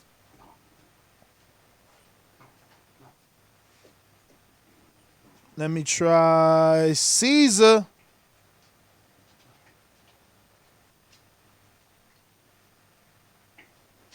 All right, well. Mike, let me double check Blog Talk and hold me down. My bad, man. I started going on the damn Twitter rant. About what? Pound for pound ranking just came out. Where they got Tyson? Like number 5? Nah, he's not on it. What? Yeah. Fury now. Whose rankings you looking at? Because he on the ring. Michael Benson retweeted the Rings of Magazine's rankings, and it's just bad. And he's not on the rings? Would you want me to spell it out for you? That's strange. I thought I just seen him there. I was looking at the pound for pound somebody's rankings yesterday. Yeah, man, these are new ones. But yeah, man, they tripping, bro. They smoking some of that good ganja over there. Let me try. Let me see if this is back connected here. California, you there? I think you said Cyril. No. All right. Let's try Big Sev. You there? Big Sev. All right, that ain't work. Well, Caesar, talk to me in Vegas. What's up? Caesar. Yo. Talk to me. Yo, yeah, I don't know what happened on Blog Talk, man. It's I couldn't hear you. Or you couldn't hear me, one of the two. Go for it. Yo, shit. Lost my damn train of thought trying to get my call through. Can you quickly remind me what was the topic again? We're talking the Joe Rogan podcast clip of 2018 with Deontay Wilder saying that he trains with the 45-pound vest on. Oh yeah. I mean, obviously, there's a big difference between being in training camp and putting on the fucking suit right before you have to perform. You know what I'm saying? And I think that's. I mean, whoever really uses that interview as an excuse or talk shit, they're just trying to have something to hold on to, you know, just for argument's sake. But I mean, it is what it is. You're always gonna have these negative ass people. But yeah. On another note, man, yo, Border Wars coming up. I'm excited. Prepare for another Andrew Ruiz Joshua 1 performance. But yo, I'm excited, man. Picking against me? Okay. Okay. Hey man. I gotta root for my guy, man. You know. Hey, that's all good. That's all good. But another thing, if you don't know what Border Wars is, get your ass on Patreon and watch these guys go at it, man. It's a dope event. You know, $5, just $5 a month, man. Get you on that Border Wars tip, and you know, join the family, man. Yo, sign up. TBV for life. Great show, guys. Can't wait for this weekend. All right, Caesar. Thanks for calling in. Let me see if this thing is over here working now. We had tried.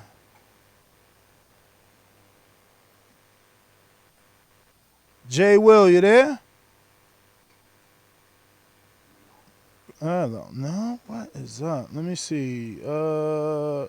Cliff in New Jersey. Well, Cliff is working, see? Cliff. Hey, yo. What up? You hear me? Yeah, but you on speaker, champ. Gotta get off that speaker. Your clock ticking, too. And I'm on the road, man. So, nothing I can do. All right, we'll come back to you, brother. Let's see here. We're going out to Big Sev, New Orleans. All right, so he's obviously just listening. See, you got me thinking my blog talk down. What about Sean in Corpus? All right, you guys I don't know. You got yourself muted because Cliff is there like a mojo. But all right, we're gonna go out to Stunner in New Jersey. Yo, y'all can hear me, right? Yeah. What's good? All right, so let me ask you. Right now, the consensus seems to be that everybody would prefer or lean towards Wilder taking step-aside money and then, you know, Fury and AJ going into the unification, right? Now, Who consensus? Who? I said the consensus. I said the consensus from what I've seen from a majority of different channels. It seems that a lot of people want to see AJ versus Fury. Fighters too. Like people that are being interviewed, and yeah, they're pushing that. They're definitely pushing the all UK agenda, for real. Okay. Now remember, I'm a Bomb Squad dude, right? Now let me ask you: if Wilder is to beat Fury in the rematch, right? Is the energy going to be we want to see AJ Wilder unification? Or is it going to be we want to see the fourth fight, the tiebreaker between Wilder and Fury? Yeah, but the difference with that is if Wilder truly beats, right? If he truly beats in that next fight, they are definitely not fighting again right away. It's just too grueling on the body. They will definitely take fights in between. I mean, you can go to all rematches like with Pacquiao, Morales, and Marquez. They took fights in between. Okay, look, going off of what you just said, let's say we go off of that. Fury will have to take some time off. Will Eddie Hearn then try to make Joshua Wilder, or will he then try to put White in the way? You know that we can't even begin to, like, that's all speculation. We don't know. Maybe their opinion has changed after Wilder's loss, bro. You don't know how confident AJ is now in his gym. But I gotta go, champ. That is your time. Listen, we're gonna try over here one more time. Boomerang, Joshua, J Matt. Yeah, so I don't know, man. I don't know if it's us or them. Whatever. Coyote. Boomerang. Yeah, no, it's definitely us then. Blog Talk down again, I guess, because I've logged in and out, though, numerous times. But, yeah, I'm going to try and do that one more time to see if we can get them on. If not, don't forget, if you're watching this on YouTube, hit that thumbs up button. It helps with the visibility of the show, and it helps us continue to get these big-name guests. And, yeah, we're going to have some guests lined up for you today as well for the evening show. Let me just pull that up. Evening at 7 p.m. Eastern. We go live tonight. And we're going to have Fernando Vargas Jr., the son of Fernando Vargas, will be on the show. He's turning pro and signing a contract. And then we have Troy Isley, who is newly signed to James Prince and newly signed to Top Rank. Standout amateur, and I think Olympic, like qualifier or something. Because I think he didn't go to the Olympics or chose not to go, or maybe did go and lost. I'm not sure, but he will inform us for sure this evening. And I got a third interview that for whatever reason I either did not, it's not confirmed yet, or I forgot to add. But I feel like there's something happening in between those two names, man. But yeah, let's see. We're in the studio here. We're gonna see if this works. We're trying to get back on with these guys on Blog Talk here. See if we could get it to work. But yeah, man. Mike, what up, bro? I'm just sitting back, man. Just you know the saddest part about this outfit excuse is that the outfit is dope. I mean, I keep about the outfit no more, bro. I am, bro. I keep running across so many pictures, and the more pictures, the more you see the detail in the suit. Like, it was a badass suit. It really was. You know what I mean?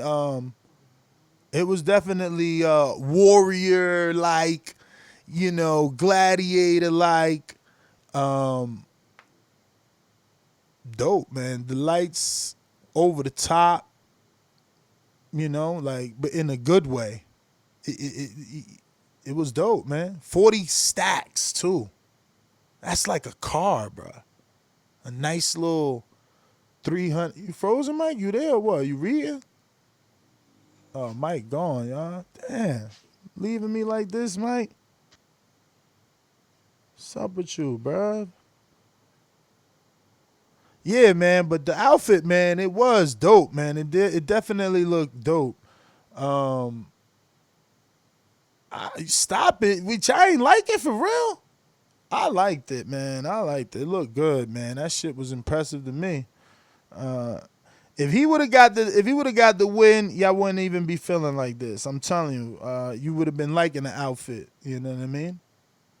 But let's try my boomerang again. Let me see if he's here. Coyote, what up? Yeah, can you hear me now? We hear you. Got you back, champ. Yeah, I don't know what's going on with Block Talk. Is Skype actually working? Nah, man. You know you guys been bad boys over there.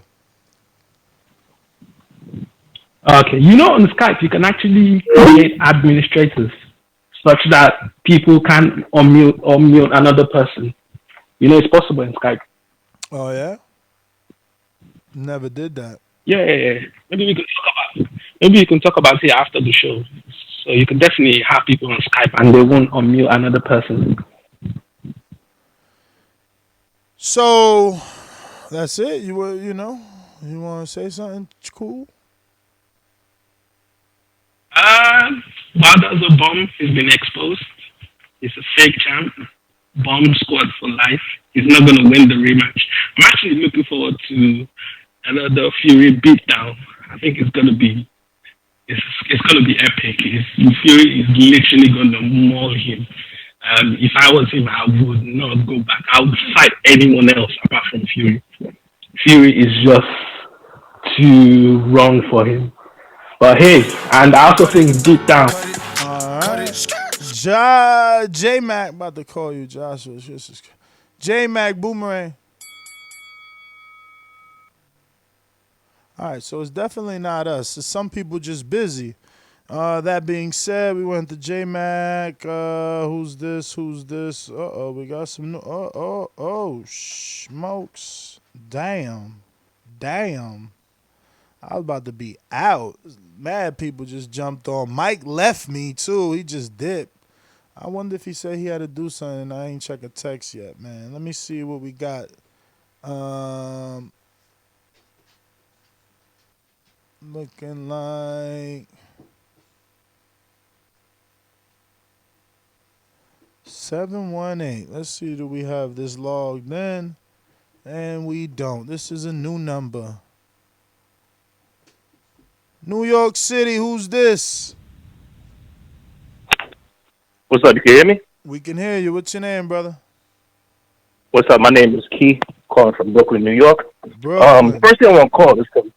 Yeah, first thing I want to call is because I want to know how you get into that Patreon, how to support the show. So I've been listening about a month. It's my first time calling, so I want more information on that. And I guess I'll DM the page, and you could just tell me the steps. That's pretty much my call. Yeah, hit me up on Instagram, bro. If you got an Instagram or Twitter, and I'll personally send you the links and tell you all about it. All right, I'm gonna hit you up in DM and Instagram in a few minutes. Perfect. Instagram is a lot better. I prefer it. It's NESGTO. NESGTO. Thank you for calling in, Keith. Brooklyn. That's what's up. Anybody that needs, I know someone else said that, like, oh, I should do a show. If anybody needs, any sort of information on Patreon and what it's all about, I'm definitely willing to sit down and walk anyone through any tips, steps, and information I can give them. And I will do a video on it soon enough for awareness. I appreciate the suggestion as well from, I think it was Coyote. We're going to DH in the Bay. DH, what up? What's up with it? Good morning, brother. Man. Yeah, no, it's good. There's a lot of goofy motherfuckers calling in the show, just hating on Wilder. And, you know what I'm saying, there's a lot of flip-floppers, you know what I'm saying, that as soon as he took one L, motherfuckers want to come out and talk all this, you know what I'm saying, talk all this shit, you know what I'm saying, but he going to be back, you know what I'm saying, and just keep that same energy, you know what I'm saying, keep that same energy. And I want to see the third fight because it's heavyweight boxing, and all it takes is one punch, and he could sleep Fury still, you know what I'm saying, and the suit, it is what it is with the suit, you know, so all I say is don't trip. He's going to be back. He going to get his third thing. Joshua, we ain't tripping on Joshua right now. We got to get that, get back with Fury. He was on the ring licking Deontay's blood. You know what I'm saying? It ain't cool. You got to get that get back straight up. And that's it. All right, brother. Well, thanks for calling in. We're going out to New Orleans. So interesting that you come across like a nice guy, but you're really a piece of shit. Hey, that comment. Come on. That was a piece of fuck you. That was a piece of shit. You know, we're doing live TV. Man, I don't care. What are you gonna do about it? I'll kill this mother. Why do you have to talk like that? Well, I'm talking to you the way I want to talk to you. You have a problem? Turn off your station. I'm the best ever. Yeah, what's up, Ness? What up? Yeah, good morning. But I mean, I'm not buying any excuse about the suit. You know, with Wilder. I think his words was taken out of context about the suit. But be honest with you, yeah, if he's using that as excuses, I'm not buying that. You know, you just gotta go back to the drawing boards and and work on some things, pick up some things in the new camp with a new trainer, get rid of J. Diaz,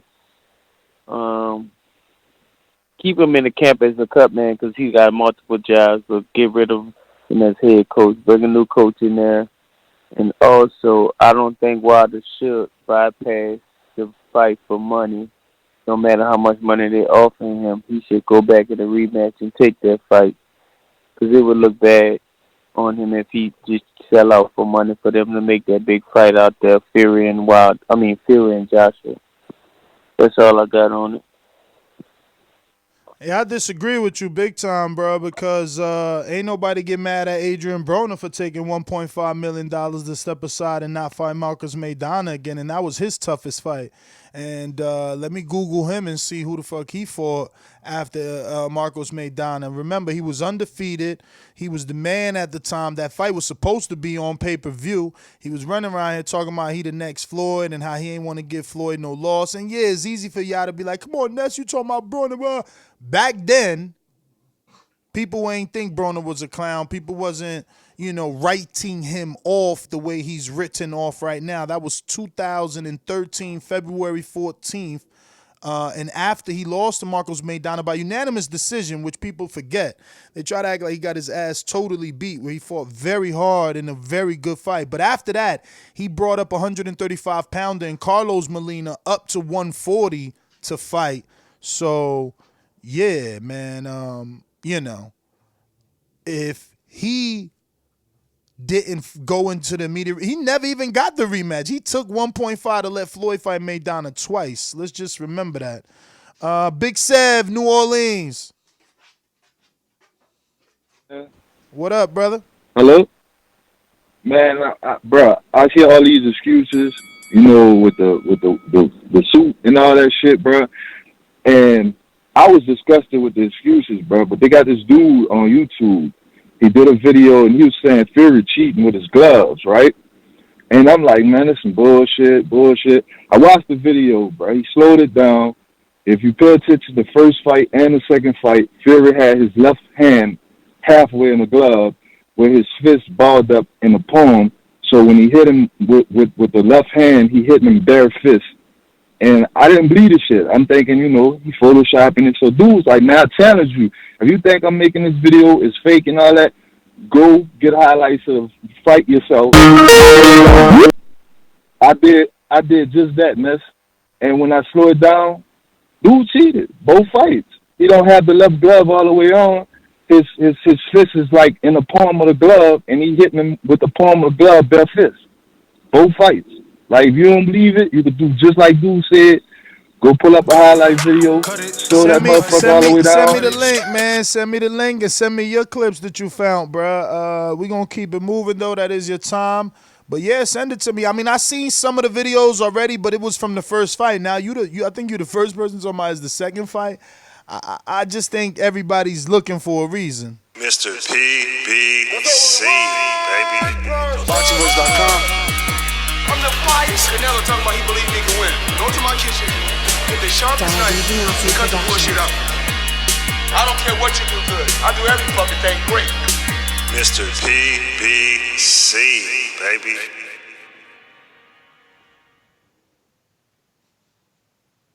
Pushing the narrativeness. Like all fighters, I feel like they all are going to say something about what they did wrong. But we all know the media misconstrues things to make themselves look good and people to get the views. With a lot of fighters, I've seen this, so I don't really take it with a grain of salt. I just want to see the third fight, and I want to see Deontay Wilder take fighting serious. I feel like his camp is like the Rocky movie. Niggas is all up in there taking pictures. He's shadow boxing while talking to you. I want that to be gone. I want just a full camp closer to Las Vegas, no more Alabama, because he gets sick with the traveling and the media obligations. But we all know, people make excuses, man. But when the fight happens, it happens. I mean, at least it's not a punch from the gods, because there's a lot of gods, and you got to decipher which one. Just like the weight, the bag, you don't know if it's just for, the torso or the shoulders. You don't know if he took breaks. Cut it, cut it, cut it. to get it in Ohio. Yeah, man, it's a bad look for Wilder, man. The one thing, as far as the vest thing, man, or the uniform, like, he's a supreme athlete. He's a professional athlete. I don't believe wearing a 40-pound vest for 15, 20, 25 minutes before the fight will make his performance be that different. What made his performance that different was Tyson Fury, period, point blank. I don't consider Deontay Wilder. I think Roy Jones is a superior athlete than Deontay Wilder, but not by that much. Roy Jones used to play basketball games before his pay-per-view fights, and then come on and fight and knock out the dude. It wasn't like he didn't have no legs after playing a full basketball game before his fight. So these guys are professional athletes. Wearing a 40-pound vest for 15 minutes does not make you lose don't make your legs entirely shot. All these stands out here has been doing him a disservice. When he won the first Ortiz fight, losing all the rounds, I've been just stopping him at the end. I was the one saying he needs to get back to fundamentals, even though Justin, Alabama. Hey, what's going on, fellas? Hey, I just want to say this. Everybody talking about this and about that, about the vest. Really, all that matters is what happens when Wilder comes back. And to rebunk what he said about the Roy Jones playing a basketball game, yep, and you see that Roy Jones he was knocked down for the first time after he did that too. Hey, y'all answer me. What would be a significant or good amount for step-aside money if he chooses to do so? Hey, appreciate you, fellas. Man, I can't even get into that, right? Because we don't know. We don't know, like, what's the pot? You know what I mean? We're going to do another show if Mike's not busy. I'm working. But, I mean, there's a lot, man. I don't even feel like talking about that until, we do the next show. But, yeah, man, let me get to J-Mac Boomerang. Yeah, we hear you, champ. What up? Yo, this my fourth time. Each time you was calling me, I was saying something, but you just couldn't hear me. We couldn't hear you, but don't worry, we got you, man. We just kept logging in, logging back out till we got it right. All right, shit. I won't go fuck it. This not a buzz show. Look, Wilder, like I said, Wilder just need to come back to the drawing board. Them videos about the gloves, that shit do look a little fishy. I think people just shooting it down, not really looking at it or putting no type of effort in it, trying to just tag it along with the rest of the excuses that came out. You might actually want to look at it. I didn't watch the video a few times. It's worth looking at. Before somebody just say that shit ain't relevant or what have you, or just always do like everybody else do, unless it affect them want to have a case. The same thing with the Gatorade bottle with Tony Harrison. Just look into the video. That's my call. I seen the video, but until somebody could tell me that video is of the second fight, I don't see how it matters. Like, he got away with it in that first fight, if that's the case. I seen the video. Me and Doomy watched that shit together, smoking a few L's. Like, damn, the way his left wrist is like, but that ain't got nothing to do with this fight. You know what I mean? Unless somebody be like, no, Ness, look at those shorts. Them the same short. I was like, oh, I ain't even noticed that. But, look, that's for Wilder to bring up to the commissions now. If that's even the case, man. Trey in Oakland.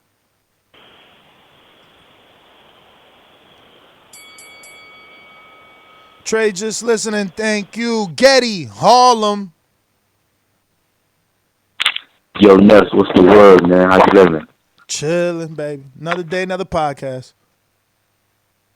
Yo, and speaking of that, on another day, another podcast, I'm just gonna get off topic just for a quick second. I know I'm on the time, but I can't wait for y'all to get your own platform in terms of y'all don't even got to be on YouTube. I just want to go on ThaBoxingvoice.com and just hold it down. But if I don't know that y'all had a website already, that's on me. But I'm just seeing and hearing everything that's going on in boxing, all the politics that's going on.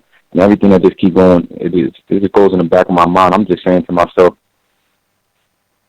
y'all platform just needs your own website, man. Y'all don't need to be tied with these dudes or anything like that.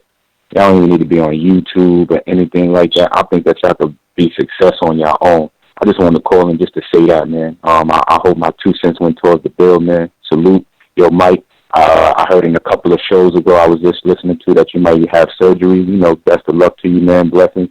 And yo, Ness, keep doing your thing, man.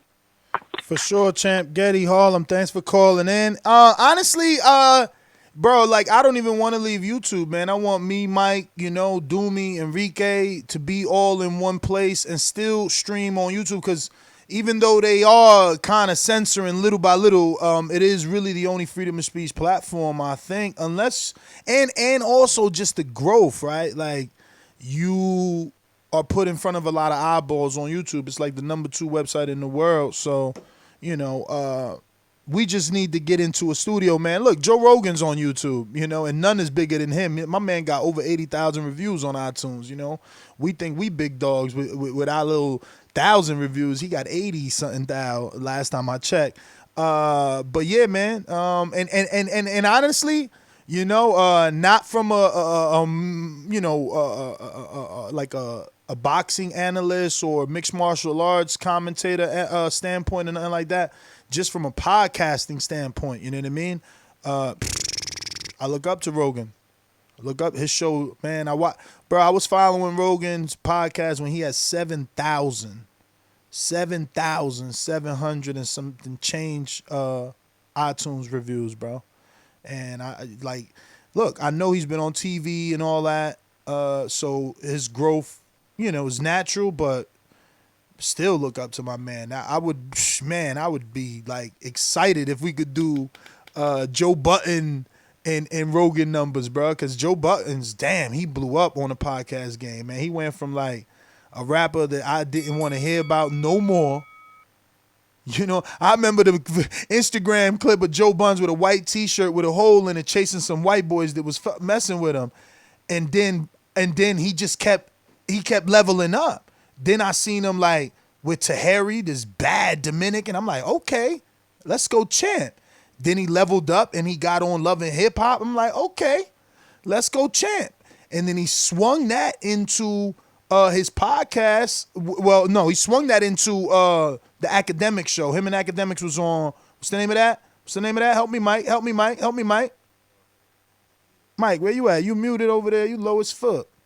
We can't hear you, Mike. Come on, man. I'm about to start showing Mike face so he can see himself on a playback when he don't listen, when we can't hear him. DJ Academics, everyday struggle. Everyday struggle. He blew up on that.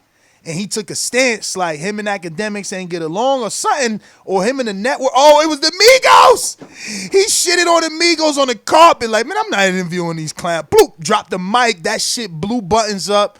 Puffy called them. They gave him a revolt deal. Then he turned his back on iTunes. Word is born. You go on iTunes right now. It's like a snippet like, this is episode 101. You got to come check us out on Spotify because they got a Spotify deal. So, man, I look up the Rogan, Joe Buttons, my man Cliff Ravenscraft. There's a few dudes, man, that been doing this for years, and they've really done their thing on like the highest level. But let's get out to shout out to my guy Nori. Yeah, but what was the episode that I seen, man? Who was on there? It was Omarion? No. It was Ray J. Ray J brought me back. J brought me back because I fuck with Ray J. You know, I followed all his love and hate. I just always, and I don't care what y'all say, I used to bump One Wish. And you know Mayweather did too. Mayweather brought him in for one of the fights. One wish, you were my friend. We were, what? Ray J, right? So Ray J brought me back, and then I got let down. It's like Noriega, bro. I bought all his albums. When you used to buy CDs, like I had Noriega, I had The Reunion, War Report. Like I was a Nori fan, which obviously made me a Capone fan. Then Capone went to jail. I'm all Nori. Let's go. What? Nori was holding it down. First like big hip hop artists to cross over, and he did the reggaeton. He brought that shit to urban hip hop. Let me tell you, dude's doing it now with Anuel. My man been doing that. Daddy Yankee, all the legends back in the day. So to hear Nori with such shitty audio, I mean, bruh, it was like they had one mic on the table and they was all talking. Niggas is eating potato chips. You can hear the bag. That ain't got better. But I will say this. In that episode, even though it looked like a empty gymnasium with mad junk everywhere, I loved it anyway. Like, I loved the idea of us sitting in them same chairs. Yo, they was rolling up, and then Ray J whipped out like, yeah, this is my strain. Oh man, I was like, I could just envision us. I totally took all of them out, and it was us blowing with the weed sponsors that they had. I mean, it was, man, that was dope. Like, speak it, believe it, receive it. You know what I mean? But let's see who we got. Oh yeah, we never went to this person here in good old Sunshine State. El gran campeón puertorriqueño, this is Felix Chico Trinidad. You got any excuses tonight, Roy? Let's not ask questions like that. Let's touch gloves and go to work. Tonight, Roy. Let's go to work. Damn, don't tell me we lost Keem. Oh, I'm lifting the wrong button. Keem, what up? What up? Can you hear me? Yeah, I hear you, man. I raised the wrong button. Wrong fader on the EQ. All good, man. Good morning, Mike. Good morning, Neff. What up, y'all, man? Hope everything's good. Not much, man. I'm gonna be honest with you. I'm so tired of hearing about this damn costume, bro, and about this outfit. I'll say this much though about the topic of the show. Isn't it? And let me know if I'm wrong, but isn't it common practice for a fighter to training ends the week of the fight? Like, they don't do anything. It's time to relax, rest, and get ready for the fight. So there's a big difference between putting on a 45-pound vest and working out. These guys aren't working out and going into a fight. I'll just leave it at that. And the whole thing that guy was saying about TVV, man, I think it would be a good idea to get yourselves your own app, man, if it made sense. Instead of Patreon, you could make your own app and have people subscribe to your own app and give yourself more freedom to do what y'all want. Probably even keep a little more profit how Patreon works as far as that. But I think that'd be a good idea for TVV, man. That'd be dope. But yeah, man, that's about that. Like I said, I'm tired of this damn costume. Hopefully do a show on these pay-per-view numbers and we can talk about that and how big the next fight's going to be, you know what I mean? But yeah, either way, man, appreciate the content. And yeah, I'll holler at y'all, man. Definitely, King. Thanks for that great idea. You know what I'm saying? I think the app play would be very, very smart, but you got to get with like app developers and all that kind of thing. So not only that, man. Let me tell you, like 5 to 7 years ago, maybe less, maybe 4 years ago, I looked into apps, like 50 G's. Listen, that's Jose's world. You know what I mean? He deals in graphic design, website development, digital marketing, 10 seconds, all that. Jose from Canada, and yeah, man. Even through him, it's not cheap. But I'll tell you, there's a problem with having our own app. Let's say someone was like, "Yo, I could build the app, man. I'm a developer. I work for Apple. Blah blah blah. Here, free." Who's gonna find us? We hear new callers every day saying, "Oh, I found y'all since the Mayweather so-and-so fight," or "I found y'all on the Mikey Garcia." So they find us from doing our live show on YouTube, which we've gotten away from. You know what I mean? We need to do more live fight chats because that's when the boxing fan is searching at its highest, and that's how they can find us. It's gonna take a lot of hard work, man. I'm just happy to hear everybody wishing us the best. And the more we echo it, the more the doors will continue to open. We're going out to Coop in Maryland. What up? Yo, good morning, fellas. Good morning, fellas. Ness and Mike. Good morning, brother. How are you? I'm doing all right, man. I'm doing all right. Hey, y'all do got a unique show, bro, man. This shit hot, man. So I tune whenever that live pop up, man. I crank that junk because I'm in the truck or whatever.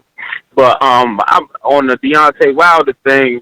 I'm with Deontay Wilder, man, the whole way, bro. And the dude, I blame the dude, whoever was taking the interview or whatever he was doing.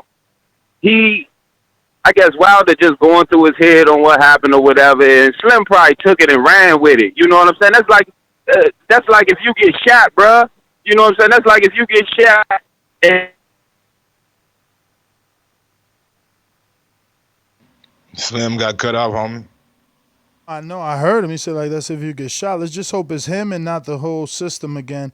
Looking like Kansas City Mac on a boomerang. You there?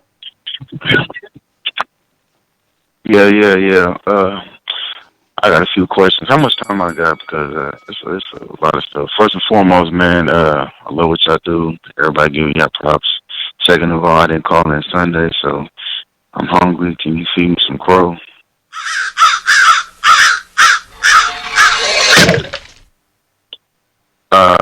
Try to make this quick because I've been seeing things besides the whole uniform thing. I've just been seeing some things on the glove.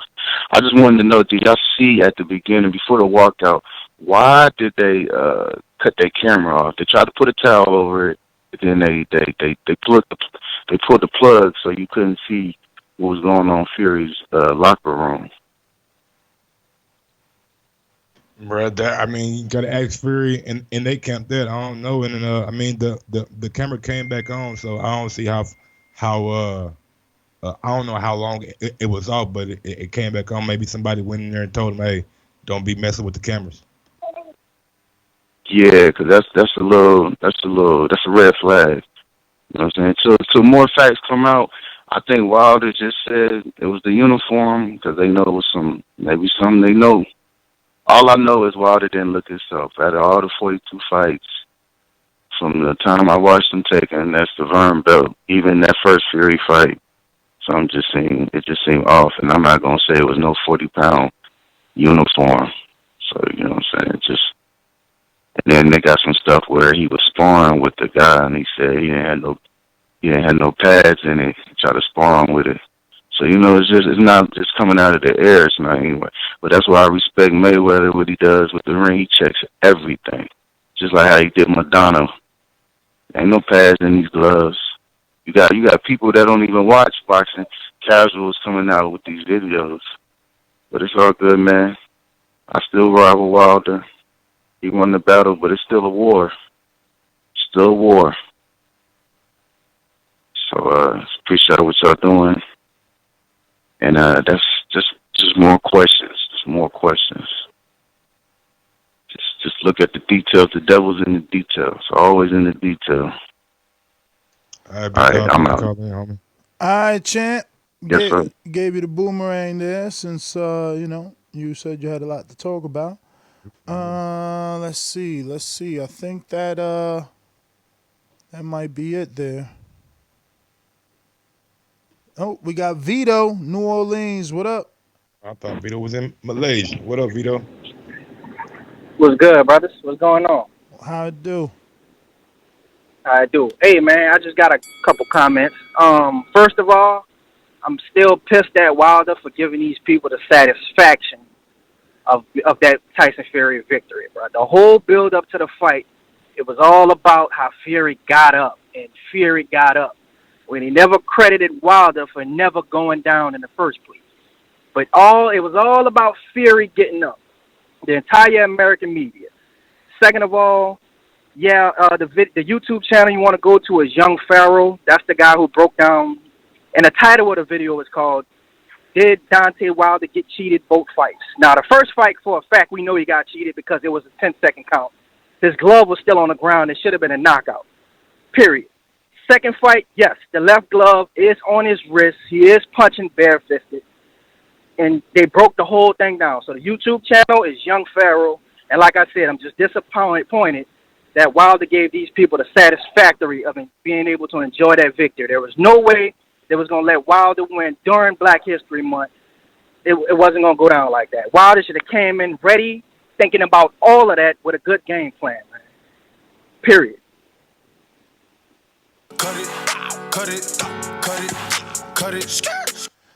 All right. You know the number to call in is 1-425-569-5241. If you're in the UK, just press plus before the 1. That's simple, champs. That's simple. Let's see here. Oh, we got another caller here before we leave.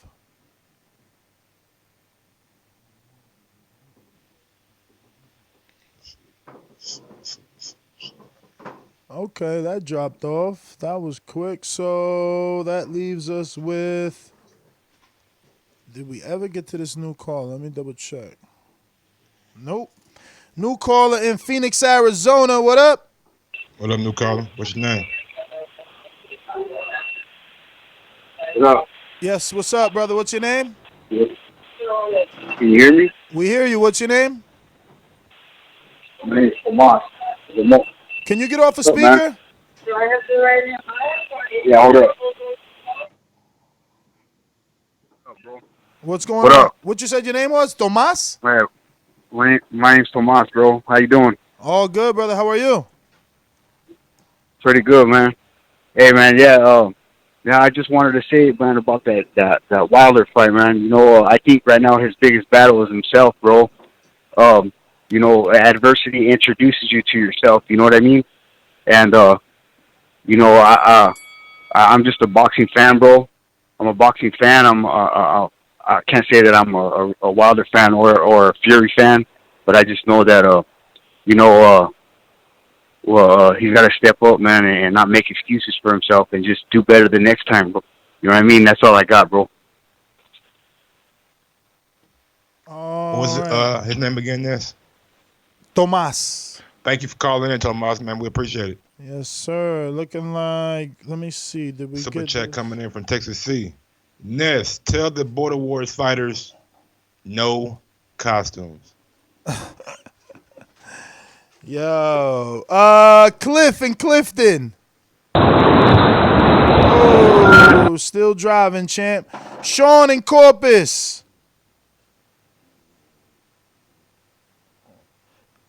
Just listening. All right. That's it. Ness GTO, Instagram and Twitter. Follow me on IG at Gross1911 or on Twitter at Gross2312. And thank you for everybody who joined the show. 428 thumbs up. So it look like we got halfway there. So I appreciate everybody who smashed that thumbs up button. And if you haven't, go ahead and smash that thumbs up button, man. Until next time. Peace. Yes, sir.